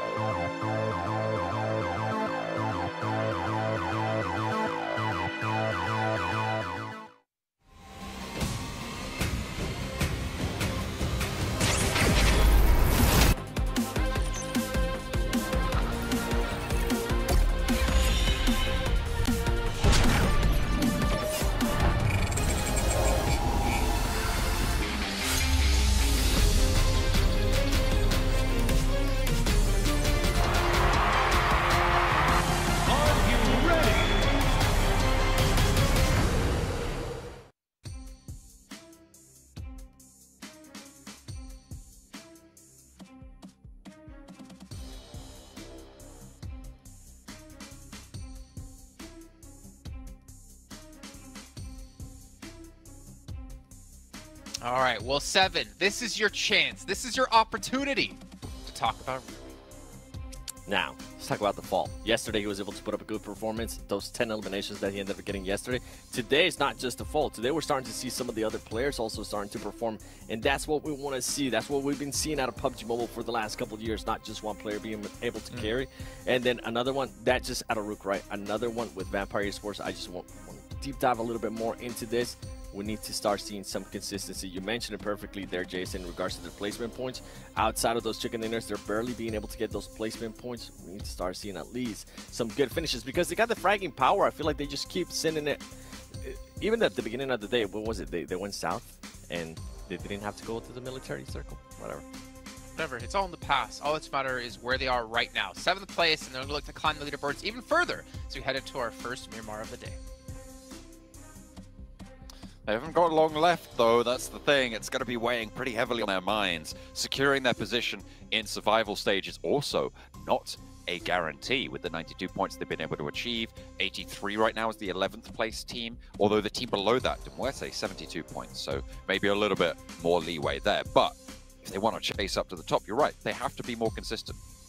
Yeah, the bubble to get into that top 3, also the bubble to drop out of the survival stage group it's just anything could happen to the teams right dead in the middle of the pack. And I'm looking at the scores right now. So many of these teams are sharing similar amount of points, so that's multiple squads that could make it into top 3 and also could drop out and not even make it through to the survival stage. Of course, you know, with 2 more games and a whole day left, we'll get a much better idea by the end of the day as to the fates of all of these certain teams. And that top 3, it closed the gap just a little bit. Weibo Gaming a little bit closer to that top 3 now. I think what's dividing them is a 15-point difference. So little by little, Weibo Gaming are working their way up, and also little by little, Influence Rage is dropping further and further down. Yeah, they are having a tough time of it. I mean, if they continue on this track, and they lack the consistency that we were praising them so heavily for over the last 2 days, there's a very real danger that they could be near that bottom bubble as well, remember, to not even make it to the survival stage if they stay the course. The bubble for the previous 2 weeks was 116 back in Group Green, and in Group Red it was 123. This is for the 11th place team. So that's the sort of measure that you're going to be looking to. Once you've passed that 120-point boundary, it's pretty likely that you're going to be seeing yourself up in that survival stage guaranteed. And obviously, more than that, you're going to be looking towards the top bubble, which is around that 180 to 190-point sort of barrier. So no team has managed to cross that threshold just yet. We've still got a long way to go. We're having a little bit of a hot drop here for Demuerte. Seems like we might be. Is this IHC? I feel like it might be as well. These guys love an early fight. Demuerte and IHC into the hot drop fight. Here we go. Circle pops up. It is far south, opposite of plane path. This southern circle is on Miramar, just like every single time with this group, it seems. As the fight rages on now, the hot drop, one of the players of IHC, Alex, only with the pistol in hand. UMP for Korka. He's on the outside balcony. I think Demo can see him there from the third-person angle, and oh, that nade almost sails into Alex, and oh, the lean peek out the windowsill, almost. He still gets caught though. Zael from a different angle catches him. With the micro Uzi as well, Alex has got that sawn-off in hand. Pretty dangerous, especially when you're looking for the flushes. Opens the door, baits the shots, but no shots come on through. Malloy here on the high ground with the Scar. IHC currently doing better on this fight. Looks for the cross, Demo caught. Will be behind the wall, but that is a player down, and nade right onto his feet as well from the off angle. Godless keeps it in check, and Milky Way now repositioning. Looks to line them up with the micro Uzi in the alleyway, but he's caught too, and Demuerte looking pretty down bad right now. Furia trying to just get out of there. Milky Way might have looked for the angle for more knocks, but he did find the confirmation instead. So at least 1 point, Furia in a 1v3 situation. The stairs are a good spot to hold a 1v3 though, as he gets 1 knock. Now he needs 2 more, but he swings out a little bit too wide there. The double push is good. IHC pick up 4 quick points, lose 1 player, but at least the fight is finished over quickly, as this circle there's a decent rotation for them to make still if they loot fast and rotate fast. Team Queso, the only team to have rotated in, but I do believe Queso is a team that loots Los Leones as well. Duarte, 12th place right now, losing out the scrap. Really bad news. We talked a lot about that bubble, and I don't think we focused a lot on Duarte since day one. They were able to get some decent performances. I felt like they were going to be one of the better of the two EU teams. In fact, I called it out, and it seems like Major Pride took that very personally and really stepped up their game after that point. Duarte have had that fall off as well, and it has kind of been a little bit disappointing because these players, this team, really solid mechanical stuff. I just feel like some of their positions just haven't been that great. I mean, they're making some rotations that I think could be tidied up, and they are being punished for it. By the way, if you noticed it, the viewers as well, we kind of just witnessed Beano Storm just land. They drifted from the west all the way to the eastern part of the map, just drifting their way in. So I had to do a quick double take. I look back on my mini map. Yep, they just parachuted in. So we were seeing a lot of this on. I do feel like this PMGC this year in particular, teams are employing a very long gliding parachute versus gliding in the parachute for a vehicle and then continuing on. So this is a change for me, that's for sure. Sem9 on the northeastern side, rotating in. They'll have a straight shot into the eastern side of the circle and could even make their way quite central as the whole entire eastern side of the zone is clear. Major Pride playing on the west, so the opposite end of things. On the south shift, they'll be moving past Minister Valle, close to D+ on their southwest side, with Chumacera currently occupied by Formarical Vibes. They have got a little bit of a crunch on, but they know this ground well.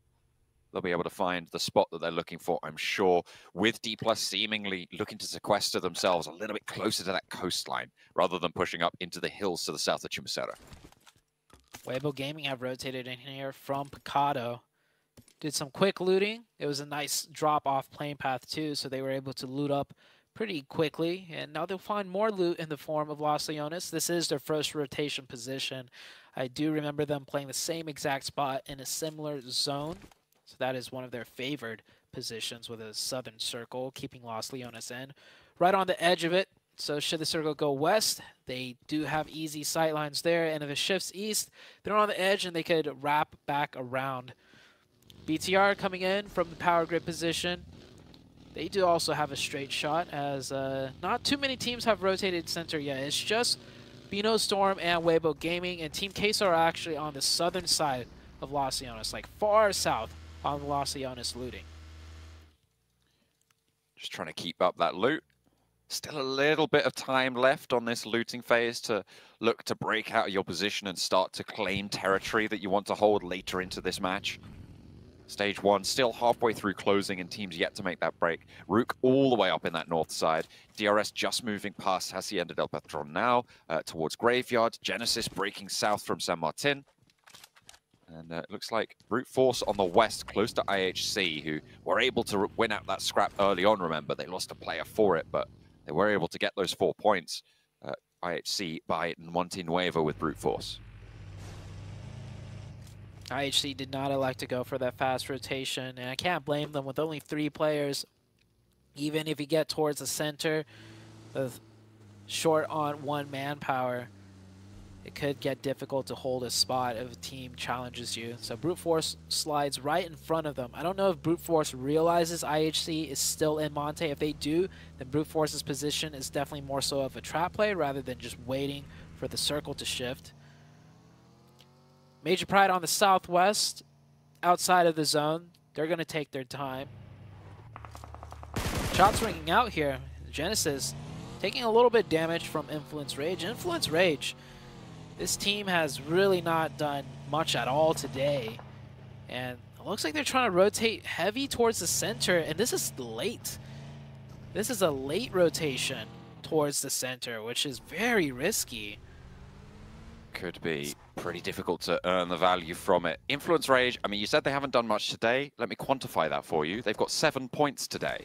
on the 4 matches that we've seen from them, which is very, very bad, to be honest. It's not what you want to be seeing from a team from the region that was able to win in Brazil. When you look at what Alpha 7 and Loops were able to do for their group, it's just a little bit lackluster right now. The 3rd day of play seems that teams around them have adjusted well to their play style.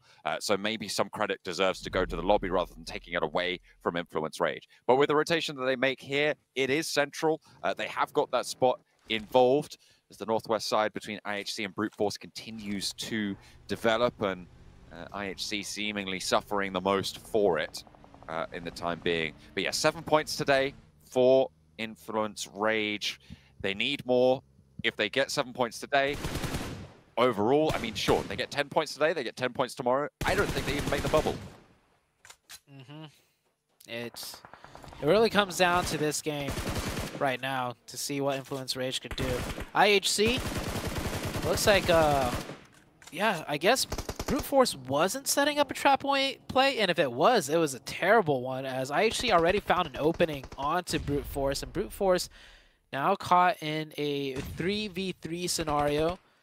IHC looking to take down another here. IHC much more grouped up, Brute Force a bit more spread out. They have an angle advantage if that off-angle player in the far backside can find something, but they need to find it quick because IHC already found a nade. Mind needs to have impact on this off angle, but it's just not there. He might just even try and disengage from this. 5 points already found for IHC, likely a 6th with the flush going on to Neos if they can find it. Ado struggling, and Mind just ticking away on the health bar as well. Stage 2, so it's not dramatic, but it will always be there. It's ever present. A flex out from Alex and another spray onto Ado. They're looking to rack up 7 points on this match, and already it's a good result for IHC. Even if they went down here and now, they still have put in a decent number on the board, but they want to find more here because they're in 14th place right now. They're quite far behind DRS and De Muerte. They're looking to climb up towards Sem9 bubble on that 83-point mark. A current 28-point difference, but 7 points on the board. That's going to shrink that down to a paltry 21 points. And what's that really, Zute? It's still quite a bit. But gapping 21 points on the bottom half of the leaderboard, much easier than gapping it on the top half. Because the bottom half teams, well, they're not averaging too many points per match, so you could pass them up. So points are basically more valuable. Northside Rook coming in very late on the zone rotation, given their starting spot in the looting. Kind of have to play this way. Meet some opposition, and they'll wrap around the other side, which is probably the correct play. You don't want to take a fight on the edge of zone, especially when the next circle is about to pop out here.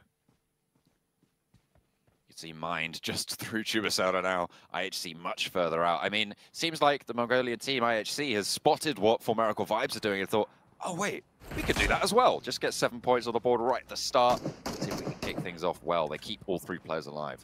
Playing on that western edge. D+ over in Los Leones. I mean, we've already had that Los Leones finish, and it looks like we're getting another one. Oh my god, Zute, again? 2 Los Leones finishes. Vampire were able to win out the last one.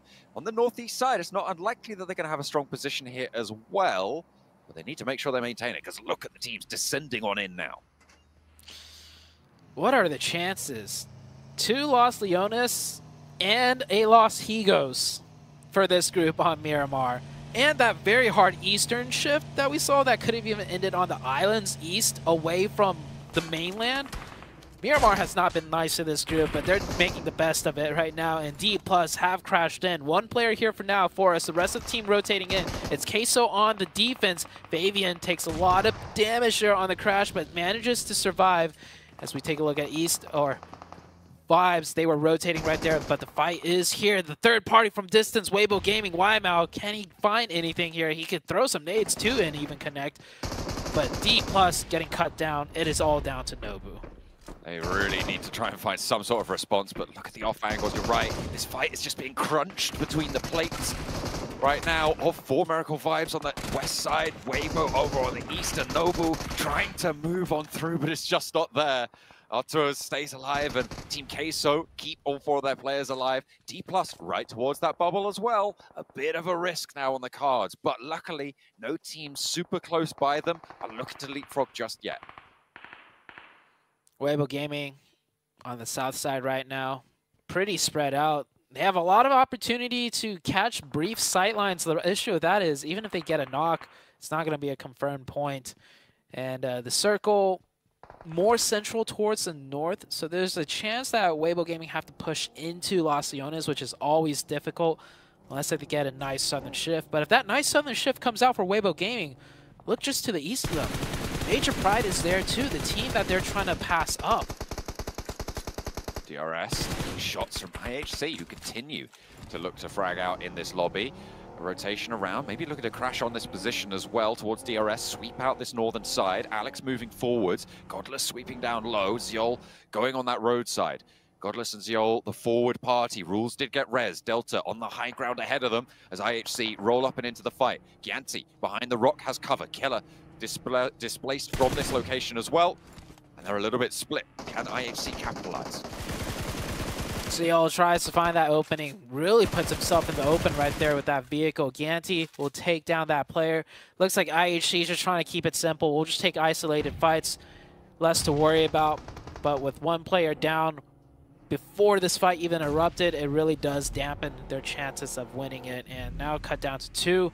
They'll have to give it up. They'll have to play in the zone, maybe hope for some nice circles to bump up their points a little bit more. Problem is they gave that point away to DRS, one of the teams they're trying to pass up. Real tricky rotations right now, but over in Los Leones as well, you've got some difficult choices to make. Are we going to see Major Pride take that 2-up, 2-down position that they took before? That's really weighing on my mind right now because it came back to bite them in quite significant fashion. They didn't really get the value in Los Leones for it last time. It's not often that you can so directly compare two teams play in 2 different matches in an urban environment like this, right? So it would be very interesting to see how these teams have adapted, how they've researched into the match, and how they change things in this day's game. Also, this zone might be the same, but the plane path drastically changes things and where teams come in from and the timing of things. Like for this time around, BTR is already in Los Leones, and that might be more so due to the plane path than the adjustment. But either way, BTR don't want to, face the same situation again here. Genesis inside Los Leones, one of them get knocked, and oh, the angle from the side. Murnat will find an opening. I don't think the push is going to come through, though, as one of their players is getting revived. Oh, 2 more from the backside, so Murnat and his teammate are pushing closer, but yeah, it's not a full engage. And a re-knock. Sent over to the back lines there, Federal. Kowski trying to hold down on the angle, but Murnat is still on the sidelines. If they want to keep 4 players alive, they'll need to position for it, but they're more worried about this glut for Genesis on the off angle. Murnat steps out, gets that flush, stops Law from getting rezzed, and in the meantime, the rest of Genesis have all gotten back to their feet. They're 4 players strong, they're playing on the east side, there's no one at their back right now. Effect is on quite a wide off angle for Major Pride, so maybe a chance for that to come into play, but Influence just down to 3. Yeah, Influence taking the position that Major Pride had the other day. And we saw it's very hard to convert from up there.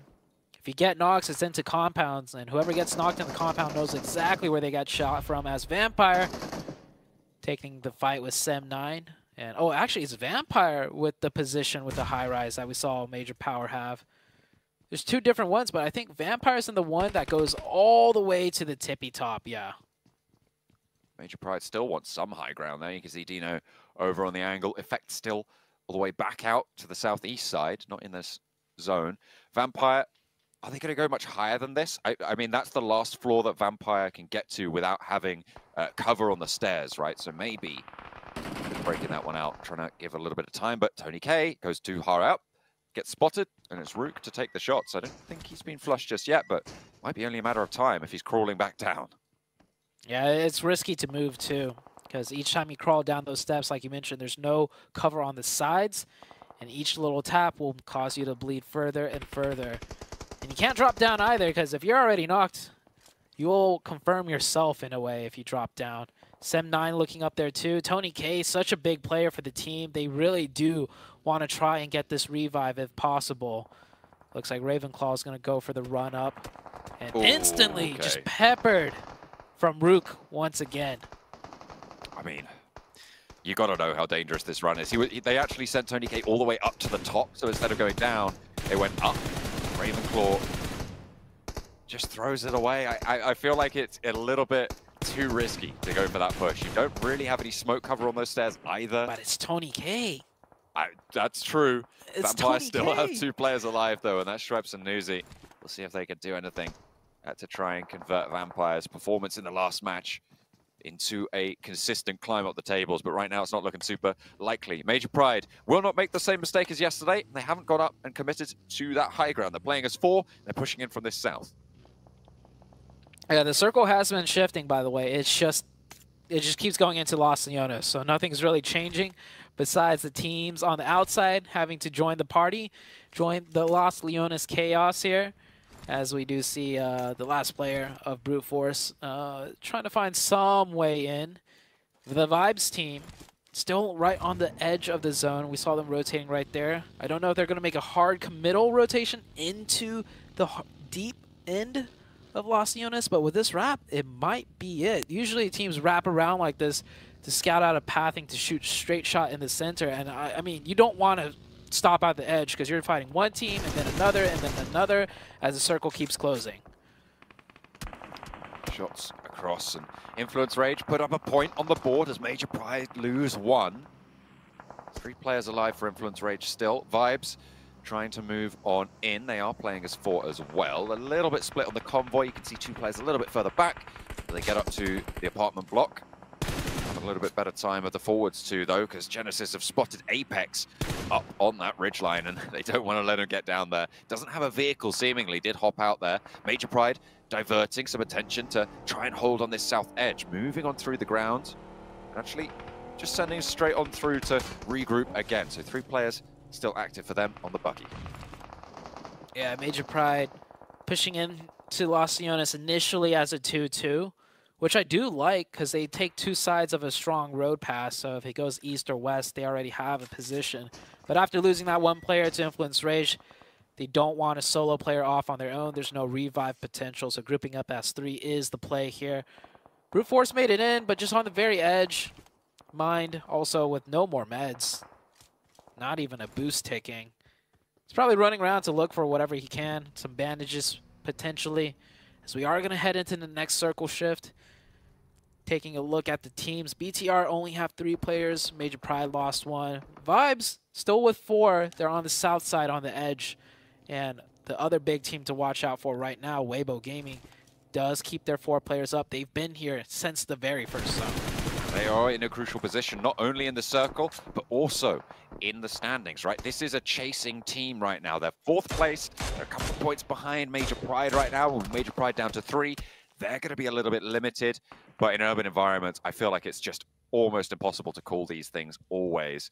I don't think anyone would have called Vampire yesterday. I don't think anyone would have called Bigatron doing as well as they did yesterday. It's so difficult to predict what's going to happen. There's so many different cases for what could. It shrinks onto that area that Major Pride have the south side of, but there's a lot of open ground in the middle of that.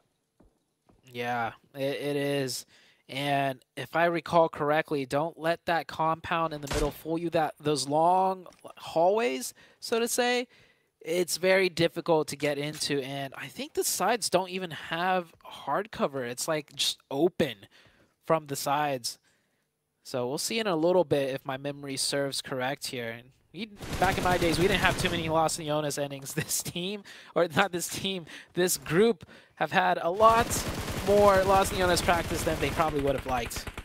I mean, 1 is more than they probably would have liked. 2, though, that's pushing it. DRS getting across the road here with a little bit of smoke to soften the crash into the long houses there. Goonie spots rules, so the straggler is picked up, and Bino Storm take the point. They'll be happy for it. Team Queso trying to move in, but Weibo have their straggler under control as well. Big Milo down behind the ridgeline. Gap trying to secure some of these points, and ammo is becoming an issue. Gap only with 100 shots left or so in the M4, or not the M4, the Scar. And I don't think he's confirming nor knocking anyone with the DBS at that range. So discipline, control, and more importantly, precision will come into effect for Weibo Gaming as they are running low on the long-range utility. Major Pride still in their central location. Influence Rage also trying to hold off against Sem9. Influence Ranger need a good match here for today's record, because, as I said, I like before, 7 points from today, 8 when you include the elimination they've got now. Lackluster from the Brazilian roster. Rook spotting IHC will go down as well, but they already got the 7 limbs on the outside. Remember Zute, they've already had a fairly decent game. Yeah, fairly decent. Like I mentioned earlier, points on the bottom half of the leaderboard are in a way more valuable because the teams you're trying to catch up to statistically won't get that many points in each remaining game. We'll see if that will be the case though. DRS still ahead of them by a sizable amount because that point gap is there. Weibo Gaming now in a closer range engagement. The nades are coming into play, but Queso made it across with all 4 players. I like to see a 3-1 here from Weibo Gaming because this is the immediate threat. Even if the circle shifts more inwards, you want to take care of this team so they're not on your backside, and they already got the opening with 1 with that nade. And it looks like 1 player is shifting over here for Weibo Gaming. They have got control of the north side of it. The smoke just to Reyes' left right now, keeping them safer from that angle. But you can see as soon as that starts to fade, it's going to be so much harder. In the meantime, over on the northeast side, Rook and Vampire, the remaining duo for Vampire, looking to try and res to keep 2 players alive, but an aid in through the window doesn't quite connect. It looks like there's only 2 players for Rook as well, but Schweppes is back up immediately. A knock sent back their way. There are actually 3 players for Rook as they managed to find that res as well. Spray down close by. Going to be very, very tricky to hold this. Back up the stairs they go, and Vampire continue to just try and survive in this Lost Leona's mayhem, but I don't think it's going to go that well. Was that an off angle? I think it might have been. Either way, Vampire going to go down now. The circle shifts down to the southwest. Southwest circle makes things easy for Weibo Gaming. Now all they have to do is focus on Queso. Elsewhere on the northwest, teams have to push in, and it is BTR. We are looking at BTR versus the side of Bino Storm, and very close by is still the duo of DRS. So this is going to be a tough one for these duos to push in through. BTR starting it off against Bino Storm in a very difficult complex apartment building to find any openings with. Really, really tricky. You're going to have to fight for those stairs. I think there's a brute force player involved in there as well, potentially. Not entirely sure. No, it was just mine, and he's on the south side, so he's gotten away. Team Queso, in the meantime, in the south, trying to make this crossing against Weibo. Have managed to find themselves in the building, but Reyes cut down on the sidelines. That is by Gap on the off angle. Weibo still have Meng up on the high ground in the back. You can see that. Maybe a little side swipe coming through, but they'll hear the steps, and Artuz is on the inside as well. Team Queso throwing every trick in the book in this engagement. Stu, unawares, immediately turns around, not quite going to find a second, and Artuz lights them up. Weibo down to just 1 player in this fight. Remember, the off angle is being held right now, and they need a response. Big Milo finding both the flushes. There's a response, but they've lost 2, and this is disaster. Artuz from the inside. They didn't realize he'd got across. That was a huge fail out of Weibo Gaming. 4v2 in that situation. And they lose 2 players, and they haven't even confirmed the 2 points yet. Team Queso could still take out Weibo Gaming. This would have been a huge one for Weibo, but hold that thought as BTR now starting to really take that fight with Bino Storm. And BTR had 3 players only, and BTR will win that fight against the 4 Bino Storm. But of course, DRS was always close by and waiting and timed those shots, that third party, at the most opportune time, not taking any casualties besides the 3 that they already have. I don't know if you noticed that in the middle of it as well. Influence Rage just went down with another only 1 elimination. I think it was either 10th. I think it was 10th place as well, so just the 1 point so far.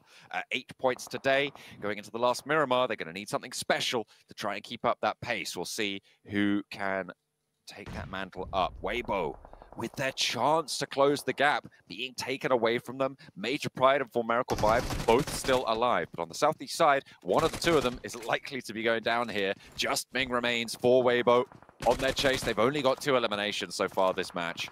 And Team Queso, I feel like we're seeing much more from them today. I think it's fair to say they have been performant in a way that they haven't so far this stage. So it's good to see teams starting to step up. Chile will be happy about that one. I just want to say I called it first. That's true. You did. I heard you. Oh, it's not done yet, though. I didn't mean it. I didn't mean it. They're really bad. Oh, it's just down to Milo here. And, I mean, look at this zone. Weibo could have 4 up. This is the crucial game they're going to look back today and just really beat themselves up over, I imagine, as Rook still trying to fight in at DRS. not stopping anytime soon. 1 HP though, the DBS almost gets it done. And the last player, oh yeah, that blue zone really close by. I would advise him not to take any shots and just sneak in if possible. And it looks like he made it in for now, as Major Pride still in the game with 3 players alive. And lighting up for Miracle Vibes as well. Contest for the second place spot starting to heat up for Miracle Vibes eliminated. Major Pride adding those 2 to the tally. SCM9 trying to move through those open sides that you were talking about, Zude. 2 players falling down. They're on the bubble right now, so SEM9 have an important match here. A spray down for Murnat, and a 3rd player falls. 2 players alive. Poor Genesis down in 15th place right now. A strong finish here could put them back in contention, and Smile has more to do. Major Pride looking to play a backstop to this engagement, and Naomi finds the last player. Depp remains alive, and SEM9 can survive a moment longer. Oh, Major Pride are going to pick up so many more points here, too, because they're the only team with 3 up. Everyone else are solos. So Major Pride, even if things go terribly for them here and they get, you know, 3rd party from each different angle, because they are kind of towards the center, I do imagine they're going to pick up at least 1 more elim points, if not 2, and ladder up some more on the placement points. And there is a 2nd floor to this building, too. I don't know how effective the sightlines are from that 2nd floor, if there's a lot of windows that could be looked through. But this is the final zone. We're closing down to the middle, and the middle is in the wide open in that plaza. Weibo able to finally get their revenge a little bit, but is it too little too late because Rook is still here? Rami able to get another point on board for them. And now we're on 4 teams alive, but look at the health bars. Brute Force and Rook both pretty lackluster right now on those supplies. Mind trying to survive out in the blue, but he's going to just get crunched. The Molotov there to try and just tick away and get the point involved. The Major Pride, they really want to try and climb up as high as possible. Mind goes down for Brute Force. SCM9 on the outside have managed to get deep into this game. Top 3 and a good result here. Rami denying the point, and it's just Depp on the outside by the fountain. He does have a decent central position, so if Major Pride make a misstep, could be dangerous, but you've got to imagine with 3 players, they're going to have a good time here. Spray down onto Nomi. Can't quite connect the knock. We'll be able to find it. No nades, no first aids either. They know he's here. And actually, Major Pride are quite close to the edge here. Naomi goes low. A nade over to Depp doesn't find what he's looking for. Depp is starting to give them a little bit of nerves to worry about. Naomi down. And Effect, the last to stand, tags on with a nade. Needs to win the challenge. Confirming the flush, and SEM9 want the bubble. Effect takes damage as well as he steps forwards. Depp could go all the way. It's the 1 player left for SEM9. They play through the edge, and Effect in danger. He breaks out with a nade to the wide side, and Effect sprays around the edge. Tags a little bit more damage. Keeps it under control. Bandage to go. Spray around the side. With the bandage, he is going to be able to top himself up a little bit. Depp is closer to the center. He's got control, and it has to be Effect to make it work, but it's there. And finally, Major Pride close it down, but Depp was making it hard for them. They gave those 2 points over to the bubble, and they'll be happy to be able to close that one down. But my goodness, that was worrying. That was one for the history books of PUBG Mobile Competitive. A 1v1 ring around the rosy in the middle of the fountain. I don't think we will ever see that again, and what an ending that was. Depp played that so well, maximizing the points too, going for the conversions on those knocks, and he did it in a way where he didn't eat more damage. He did it in a very safe manner, lean peeking out the right side instead of over the top. Very good job for Depp, but honestly, the spotlight goes to Nomi and the team of Major Pride. That is a huge chicken dinner win. The teams ahead of them, I don't think got too many points. All of a sudden, Major Pride wanting to take that 1st place position. And with Weibo having their power severely diminished as well, remember, by that engagement with Team Queso, their chase is going to be a little bit slower now. So up to 4 Miracle Vibes, they'll try and push up, but I think they're still going to be in 4th place. Influence Rage, again, only 1 point this match. Not going to be a good time for them, but Major Pride have the best, have the pick of the litter. They're able to get a lot of points from this match, and I'm pretty sure they're going to be at the top of the tables. I'm not going to lie, man. Major Pride has just been massively impressing me. The position they had as well in Los Leones, which obviously is going to be very difficult to win out from. As we were talking about this match, we're looking at, okay, there's like 12 or 14 teams left alive, and we're probably not going to see many go out until the final moment. But 7, the position that Major Pride had With the amount of teams surrounding them, it made it almost impossible for any team to penetrate their defense and to get into that compound they were holding. Yeah, when we were watching you, we were saying, how are they being able to maintain their composure? How are they even able to defend this compound? And I feel like you said it too. Them being able to be in the middle and just having so many openings towards their compound, nobody was going to be able to just freely push in. But when teams did start pushing in, they were able to defend it really well, considering that they only had 3 players. Now, good job, Major Pride. But a big surprise to me today has been Rook once again being able to put up 7 elimination points, 12 points total, being able to back up some of the performances that they did have yesterday on Miramar. Hopefully, we'll continue to see that in the last Miramar. And then last but not least here, Team Queso. A great push out of this team so far today. They ended up getting a chicken dinner earlier in the day, but they're continuing to at least mark up those points and keep themselves away from that 11th place. Yeah, for just to touch on Rook again real quick, they did have a win. 11 eliminations very recently, and then 2 third places before that. The only concern is that they have a whole bunch of double-digit placements as well, and even after that win it was 2 double digits with very low eliminations. So there's a level of inconsistency there, but with this recent performance and how tight everything is in the middle, they're now up to 5th place. It's still a long climb if they were to want to try and challenge the current top 3, who are off in their own little playground somewhere like way far and away from everyone else. But as far as keeping themselves as far enough away from bottom 5, Rook have done a really good job recently. Yeah, fantastic job, and even to be fair, Team Queso, and I know 7 Up trying to bash it too harshly, but we see Influence Rage dropping down to 7th place. Brute Force as well has just been on a downward trend, but to see Major Pride push themselves up like this, again for Queso in particular, this team looked like hot garbage in Americas. I know they already qualified through the PMGC. I'm not afraid to say they look like hot garbage. I think everyone would agree with me to say that. But the fact is they've come into this group and they have started to really perform and really be able to frag out, which I think for me was one of the biggest things I was worried about with this team. Yeah, it was in the way they've been. I mean, going back to the beginning, right, when they were able to actually defend a compound, when that has been a big question mark for them, not even being able to defend a compound when they do have control of it. And going back to what you were saying in regards to Influence Rage, now I'm worried. I was talking about how they were being consistent. I was talking about how they were still able to maintain the top 3. That consistency has stopped, and we are not seeing any of the top-off performances. We're not seeing any of those high fragging besides just one match. I think they ended up with 12 elims. Now I'm starting to get worried because those teams that were in 11th place, that 11th place has now moved up. If I'm not mistaken, I think that the gap between them and 11th place was somewhere along the lines of 12 points. A lot of these teams that are within that 11th point, they are able to get those points in just one match. Yeah. So Influence Rage, we need to see a reaction here out of them. Yeah, it's at this point mathematically more than possible.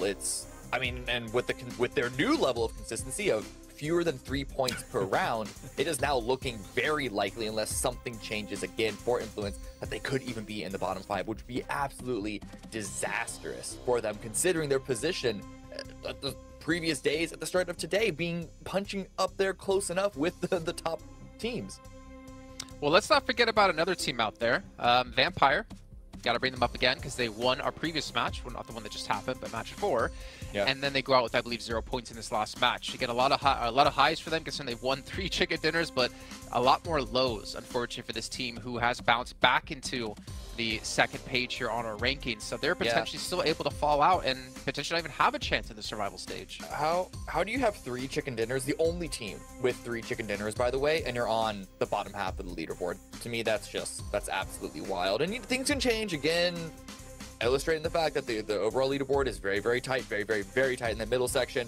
5th place Rook all the way down to D+ in 11th is like 12-20 points. Okay, well, you know what? We still have 1 match left to come up today before we get into our final day of play tomorrow. So hopefully we can see some teams step up here. 7, he's going to put it all on Influence Rage if he was gambling. Me, I don't know who's going to win at this rate, but I know it's going to be a good match. So let's throw it to our commentators of John and Zute. Major Pride able to win out the second Los Leones circle we've seen on Miramar. They've had good positions, I think, on 2 of the 3 crazy Miramar finishes that we've had. The Los Leones, the Los Hicos Islands as well. They have done pretty decently well, but they are now at the top of the tables, top of the pyramid, 148 points right now, and the bubble sits at 141, so it is very close amongst those top 3, but they are continuing to just keep that moving up and up and up. Yeah, Major Pride, I feel like out of the top 3 teams, all 3 of them still need huge chickens if they want to try and, you know, keep that spot, because the bubble, it may have widened a little bit, but man, I feel like the teams are hungry. We've seen Queso climb all the way up from the depths of the leaderboards. Weibo Gaming just hanging on in there. Weibo Gaming could have done way better that last match, but they still converted a decent amount of points. And between the top 3, if you want the top 1, I mean, if you don't get the chicken, one of the other teams will, between BTR and Vibes. Heavy, strong teams that we have here in this group. And I mean, this is why we call it the group of death. Absolutely. So difficult to make headway in this group. And I mean, it's demonstrated by the fact that Influence Rage have fallen off so hard, right? These teams are so strong. We wouldn't have even considered Influence Rage not being certainly in the contest for top 3 at this point, at the end of day 3, going into that final day. But right now, they're in the conversation for the 11th place bubble as well. I mean, this is a dangerous position to be in, and it shows you as soon as you show weakness, as soon as you start to fall off a little bit, that could be it for you. You can close. It can close down on you so fast. Yeah, so I know you gave me the stat earlier, but now after 6 games, how many points has Influence Rage gained today? They're up to 9 points, or 8 points today, I believe. 8 points in 8 points in 5 games. Yeah, so if they can't get a good game here, they had 92 points at the start of today. They're on 100 right now. If they can't get a good game here, and if they repeat this performance tomorrow, like I said, they are at risk right now, because the bubble sits normally at about a 120 mark. Around that sort of area, you want 130 to be a little bit more safe, but to be honest, with this lobby, it could be even higher than that. Yeah, I don't know the stats, but statistically, this could be the worst day performance across all 3 groups, maybe? Like, potentially? It's up there in terms of being down there in how badly a team does in a day, and this is Influence Rage we were talking. Maybe I caster curse them, John. I spouted about how consistent they were so much that they are now meeting the exact polar opposite of consistent. So well, actually, no, they are being consistent today. I mean, don't tell me it. Don't say that. Consistently bad. Don't say that. Oh man. So you know, technically, you're still not wrong. So sure, you know okay, all right. So no caster curse. It's just they're still consistent. Yeah, it's true. Consistently making maybe. I'm not. Well, it's really difficult to put a finger on exactly what is going wrong. I mean, if it was easy to do, obviously they would just make that adjustment and they would be able to move forwards. But it's made doubly hard by the fact, as you highlighted before, Zute, that we didn't really see a lot of spectacular standout plays that stick out in your mind when you think back about what Influence Rage have been able to do. So you don't really have anything to compare it to. Yeah, what's different? I honestly think they're just today, it looks like they're going more, like way more central, way more often. Whereas in the previous 2 days, I just recall them being more just being patient on the edge and waiting it out. Then again, I could be completely wrong, right? They could have gone more central on the first 2 days also, and we never noticed because they just slide right under the radar, wait till that, later stages of the game, and then out of nowhere they have 4 players up with only 1 to 2 eliminations, and they get their consistency points. But this circle does help them out a little bit. Very far to the east, it also helps out Vampire. They're going to be starting out on the east side as well. They have got Ravenclaw down as a south post outpost towards, well, beyond Labendita, in fact. For them, so they'll grab a vehicle from there, move on in. We're going back over to this east coast. We've seen this, I think, twice so far on this Miramar setup, and again, a late float down for DRS for another team in this lobby. They do like to stay in the air for a long time. You get great sight lines up there. Unfortunately, you just can't take shots. Yeah. Oh, seen this before. It's a 2-seater. The 3rd seat on the hood of the car as he goes and picks up that monster truck. I'm sure he doesn't want to be riding the rest of the game on the hood of the car. That is a more dangerous position to be in than on the back of a buggy. So Team Queso starting their rotation now. And yeah, huge point gap for top 3. So like 40 points for a Queso to make it in there. But I mean, they were down in the dumps. They were like around 14th, 13th in that area, if not lower at some point. So Queso doing a great job bringing things back. Many teams starting to make headway into the zone on the east side now, as you see them rotating here. Influence Rage are also rotating in. I don't know how much loot they have. You can see Federal with the UMP and pump shotgun with barely any ammo in the UMP too. And in a map like Miramar, you need that long range ammo, and you need a lot of it. Yeah, maybe they're just going to, jump in with the car. But I'm imagining they're going to be sending up towards some of the compounds further north with the plane path as it was. They just needed to grab vehicles and get on the road because teams are still making their way on through. So hopefully they'll be able to find a loot spot further up north towards Junkyard and see if they can split that amongst them. Team Queso, as you said, a rather illustrious record today. They have certainly put the cat amongst the pigeons towards the top of those tables. Probably done enough to secure themselves at least into the survival stage, which is great news for the Chilean roster. Yeah, and I think survival stage is honestly a pretty decent, a finish, because outside of that, you have to be top 3 out of 16 global caliber teams. So getting to that top 3 is extremely difficult. Just making it into survival, I think a lot of teams would be okay with. That's Vampire taking in an early fight with D+ here. Scrap for Tony K. I don't think they're all here right now. I think it's 3 players, and Shreps are still regrouping from the western side. Yeah, you can see them just entering now, crashing in, so they are going to group up. A nice, swift regroup on the sign of aggression coming on through just to the north side of Impala. So a couple of teams looking to take position here, but D+ still haven't made super large amounts of headway into this compound. They have broken out to 2 sections of it now, but still biding their time, not going super aggressive. D+, I think they're also kind of worried if the fight gets really messy, a third party could come in, because this is the center of the zone, and this is a power position as well. You see those giant rock formations right there. Whoever holds this compound can also get control of the rocks later on, should the circle stay or hover around this area. So third party is definitely a thing for both teams to consider, and I think that is why both teams are kind of playing it more safe, a little bit more distanced. Just playing a little bit further back, but remember what Weibo were able to do with that high ground before, especially Sook on that area, just to the east side of that big rock, of that high mesa position. Those nades, he was absolutely brutal. So team's going to be worried about that for sure. So we'll weigh pretty heavily. And a standoff continues over on the central compound on that power position.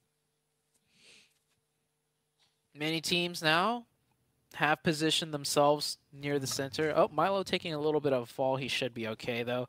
But Queso, Bino Storm, Weibo Gaming, Vampire, D+, all positioned quite nicely towards the central. And off center, we have a couple of teams too. Major Pride, Genesis, Sem9 rolling in from the southeast, Influence Rage rolling in from the northeast. Yeah, Influence Rage looks like they actually rotated from the south up through the middle of the circle towards El Azahar to finish looting, and now they're coming in from the northeastern side. So they should be nice and looted. No more UMP and pump action on the loadout.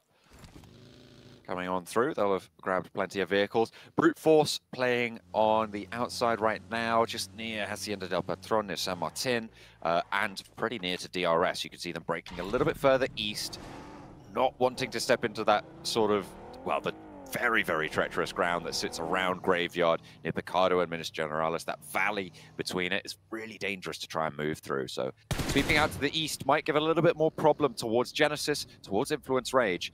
As the second phase pops and we're going down, hey, it could be another Los Leones finish. You never know. Oh, man, please not. It could be an Impala finish, which we have seen. As Team Queso got a knock onto BTR, but BTR will get that quick revive. This Southern Circle shift is not going to be a good one for actually, maybe it might be good for Influence Rage. Maybe this might force them to play a little bit more on the edge side, and that might convert them more points in a little bit of a better game than they had today.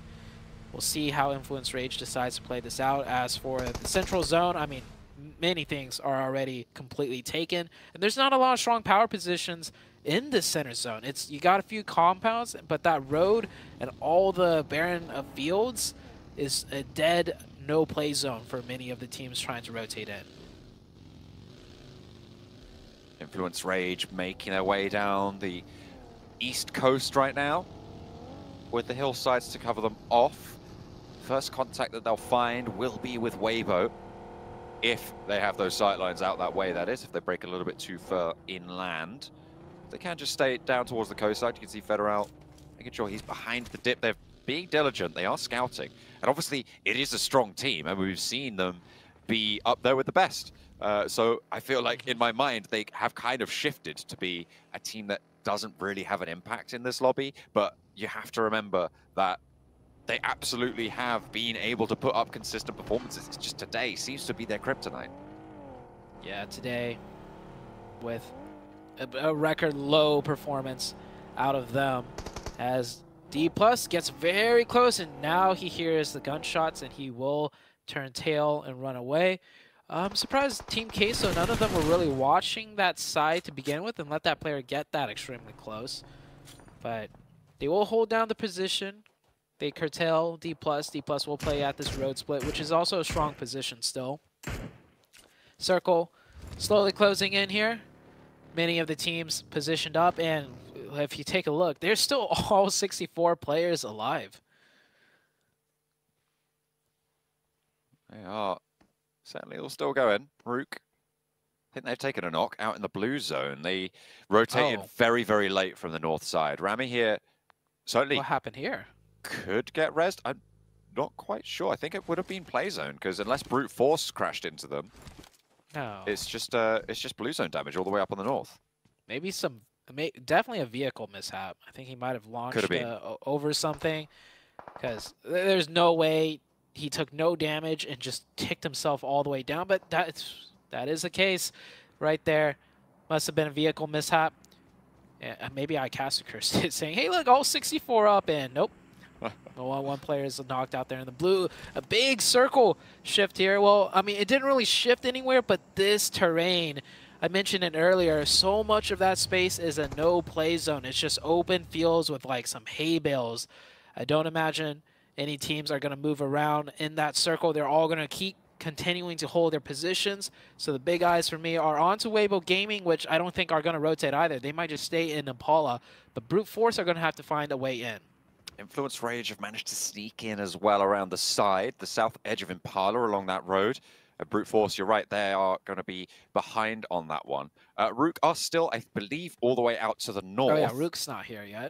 They are not on the map right now. I think they dropped or went over towards Campo Militar very early on and are still making their way down. I'm not entirely. They could have gone for a wide swing. I can't see them on the map right now, so we'll have to wait for them to make an appearance. Rook, similar to Team Queso, actually, have had a phenomenal day today, right? These two teams have stood up in ways that we said of Vampire yesterday, that we kind of said of BTR in day one as well. Rook always coming in from the north very late. Brute Force catches. No, he gets caught himself, taking a very long spray, not connecting, and Sam on the aggression already. Depp, he's fired up, especially from that last match, almost pulling off the chicken dinner 1v3. Depp is getting close. He's got that nade. Just trying to wait in here for more vehicles approaching, maybe, to go for that revive. Throws a nade out, maybe get some damage onto the knock player. It's going to be a difficult revive for the side of Brute Force to make. You've also got a player, 479, on that off angle. You see him behind, and a lot of the sightlines of Brute Force actually worried about him. They know it's a solo here, and Depp on the forward position. Going to make things tough. You could see there's the shots from that off angle, playing on the higher ground there, down to the southwest side. Tam opening up. There is a player from Brute Force just over this ridge to his right. It's pretty Tripod, I think, opened up a little bit there, so maybe they know about this location. Shots over towards Depp will land, and Mind going to break down low. Ado is down, but the rest of them looking fairly healthy. They've isolated one player to get a knock. They know this res is here, only one player active to deal with for the next sort of 8 seconds, 8 to 10, if they're lucky. Influence Rage looking to maybe third party this. They hear all the commotion happening here.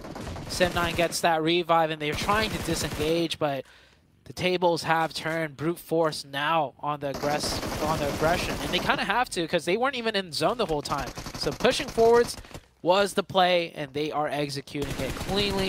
Influence Rage very close by, but with the circle about to shift, Influence Rage might be a little bit more hesitant. That is not the case. They're pushing in. They find a first knock, and the circle shifts wide towards the north. All right, they put their 9th point of the day on the board for Influence Rage.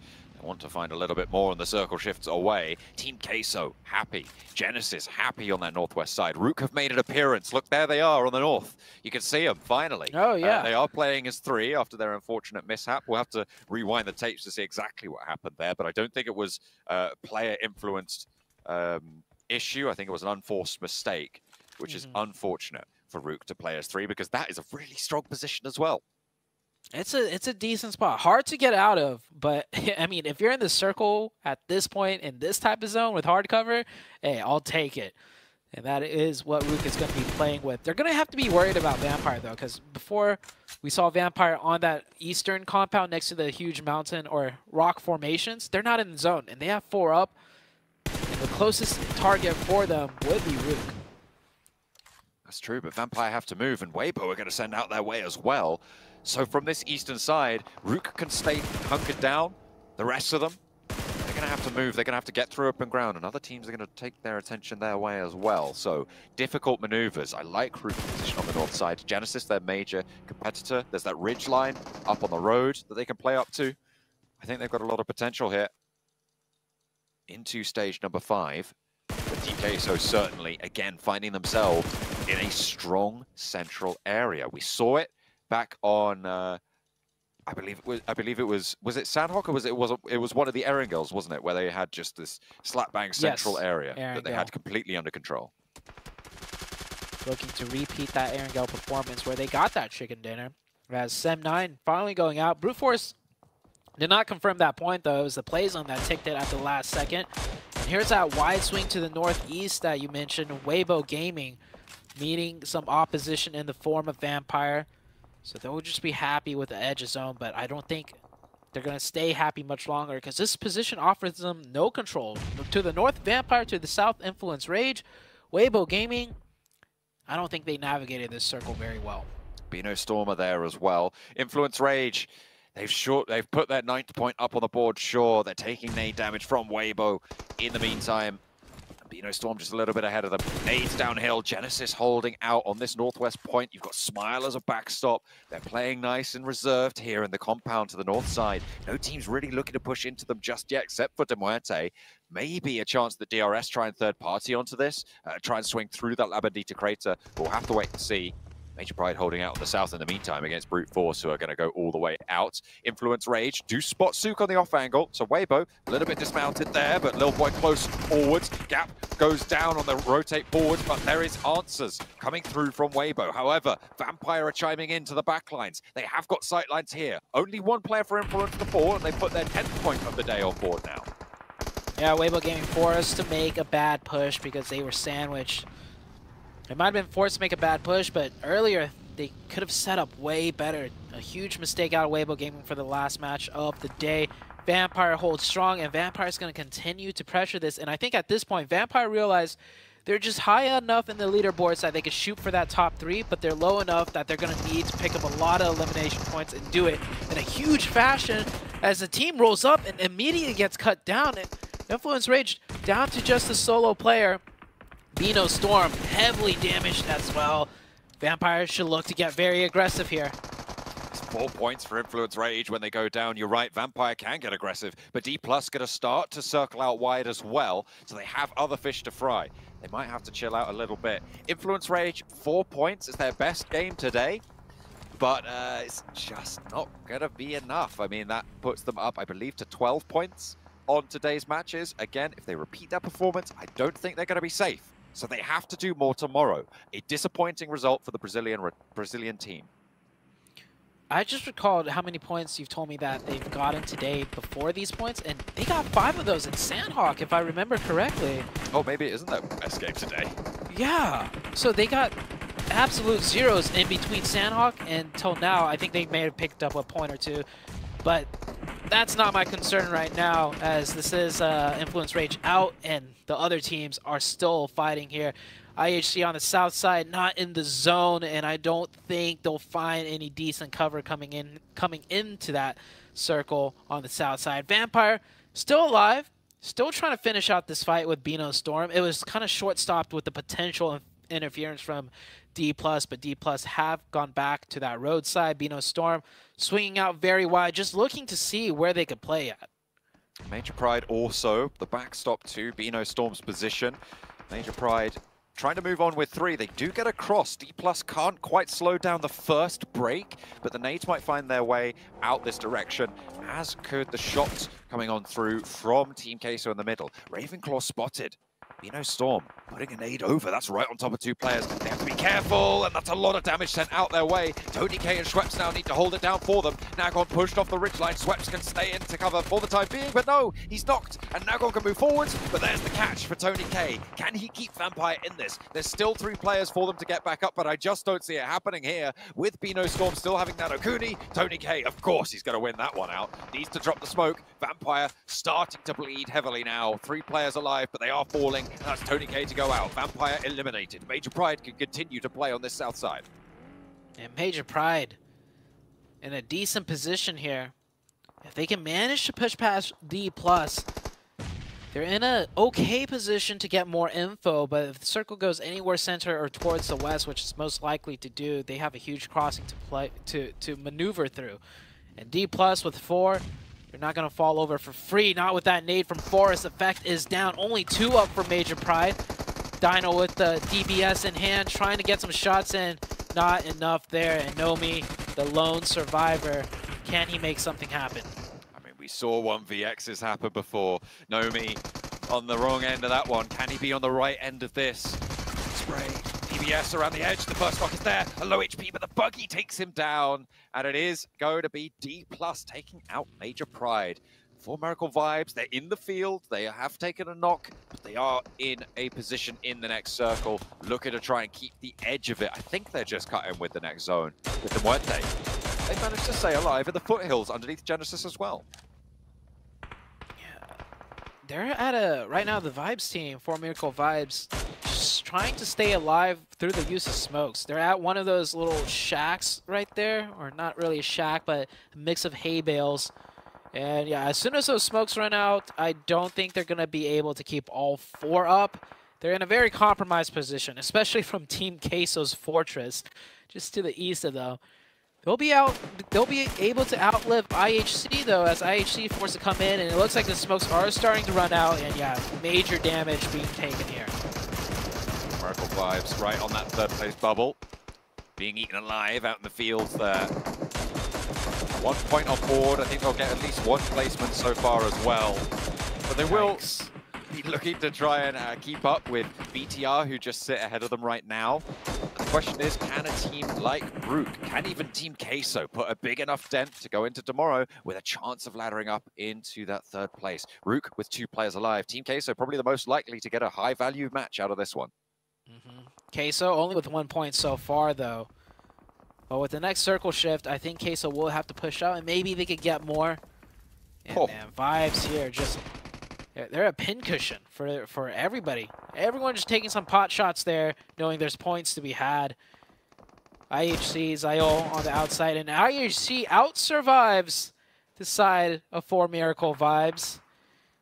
Not enough smokes right there, and too much focus with 4 players up. Everyone wanted a piece of that pie. And hey, look at this. The bottom of the table's very, very alive right now. 11 through 15, all still in action. Some decent points potential for a lot of them as well. Maybe less for IHC as they do go down and out, so they will be staying on their points total, but you still got Muerte, you've got Genesis over on that north side, you've got D+ as well, looking to navigate over on that east, moving up the roadside to play close there. A battle for the bottom bubble as well will still continue to rage on as Rook are eliminated over on the north edge. Teams are posturing up for the final zone here. The biggest fight here on the northwest near this compound. This compound has, you know, that deep dip to the west and east, so it's housing 3 teams here. The last 2 other teams a bit more further away and separated, also isolated. Demorte get a crate drop. That could come in handy here. As we head into the next zone shift, who is it going to favor? Will Queso get a little bit of this favoring down there, isolated on the south? The fighting is going to bring out here. Genesis gets the first opening, does almost get that second one, and they do. Now, the side of Genesis looking to be in the advantage at this fight. The high ground position on the roof just not really coming into effect onto Smile's position. He has a third challenge as well over on the sidelines. In the meantime, they have to displace the top of the roof position, and Smile might have just misstepped a little bit too far, but he makes it to the wall. Knows there's a player on the outside, wants to back up his team, but no, it doesn't matter. Ichi is there, is knocked, but can he stay alive? Can he get back up before Demuerte go for a third party? Capitalizing on the chaos, it's D+ to move across a little bit of open ground up into a ridgeline to give them a chance. DRS are eliminated, but Genesis looking to try and keep it together. Demuerte want to eliminate them because nobody's in this zone except for D+ moving forward. I think Queso might be in the zone just slightly at the previous compound that they've been holding, so that's a good circle for Queso. Queso also have one of those hay bales in front of them if they were to do a 2-2 split. D+ moving on to the northeastern edge. Demorte tries to go for that third party, got third party themselves as they were crossing over into the open. They're going to be forced back into the ditch, which was in the circle. Maybe a little overzealous there out of Demorte.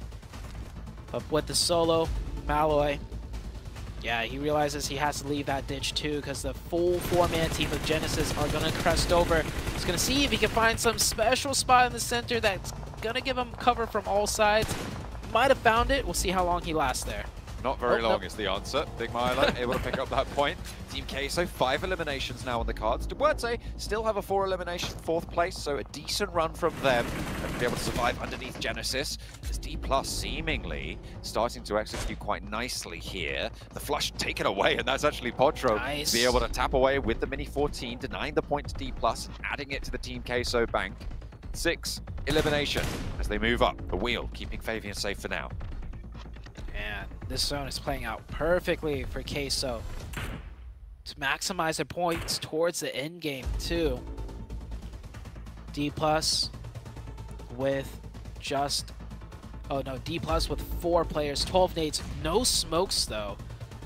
That's going to be very favorable for Queso. Genesis with only 4 smokes in that ditch. They still get the circle, and there's going to be one more. Let's see who it favors this time around, and it goes up, but Queso already has a forward position in play. Artur's in the zone. He does move away from them. The question is how many of those sort of positions are available, because it's very unlikely you want to stack up all fully on that area. It's tricky. Yeah. Artur's going to be that forward linchpin. 2 players moving. It's Big Milo and Reyes in the vehicle. They are going to crash a little bit wide, dropping one off and diverting back up. Okay, so they're just playing around their vehicle. They know they need to get back and forth. Genesis taking shots. If you can take that vehicle out, it's going to severely hamstring Team Queso's power on that south side. Even if Queso makes it into the circle with 4, this is the final zone, and center zone's kind of in the middle of both, but the third party might be there if D+ is going to instead just initiate the fight. I mean, D+ had the 4 up, so it makes sense for them to go aggressive. Queso needs to time this third party well, but also to be careful not to get too overzealous and lose players themselves. Queso posturing up a little bit, but it looks like D+ are going in for the kill. They were in a way better position to get the res on D+. They've managed to pull their player back up, and now they're rolling in as 4. The nade over the top, a second knock as well, and it's going to be clean sweep across against Genesis, but TK still have had time to move out in the open. Potro caught across, and Nolbu opens up well. D+, 10 eliminations now on the card, looking for that flush as well, trying to get those points, trying to get all the utility back into their banks, but they don't have any smokes. Can they hold out? Can Queso keep this thing alive? Queso's gonna have to be playing with 3. That first player that got knocked from Queso, maybe he thought he had more time to get an off angle, but D+ finished that fight way too quickly, and he gets caught with his pants down. Poppy Potro will not be involved in this final fight, and it's a 4v3. D+ with the man advantage, and honestly, with the way this zone is, I don't even know if Queso has too much of an advantage with the blue pressing on the backs of D+, but that's a good knock. Did it come out too early, though? Because I think the revive could still go through. Might just be able to, but that slows down the pressure, right, from D+. It forces them to take a little bit of a breather, take a little bit of a pause, and that means that they're going to have to mount up, and they do have to move first to D+, especially with the blue zone now. With that extra little bit of time to move forwards, they have to go for the crash. Here they go, no smokes in tow, and they will not be able to find much, but they managed to make it up to a hay bale. Nades in hand for every single one of the Team Queso players right now. They know the value of them. They're going to try and extract it from this lobby. Forrest is forwards.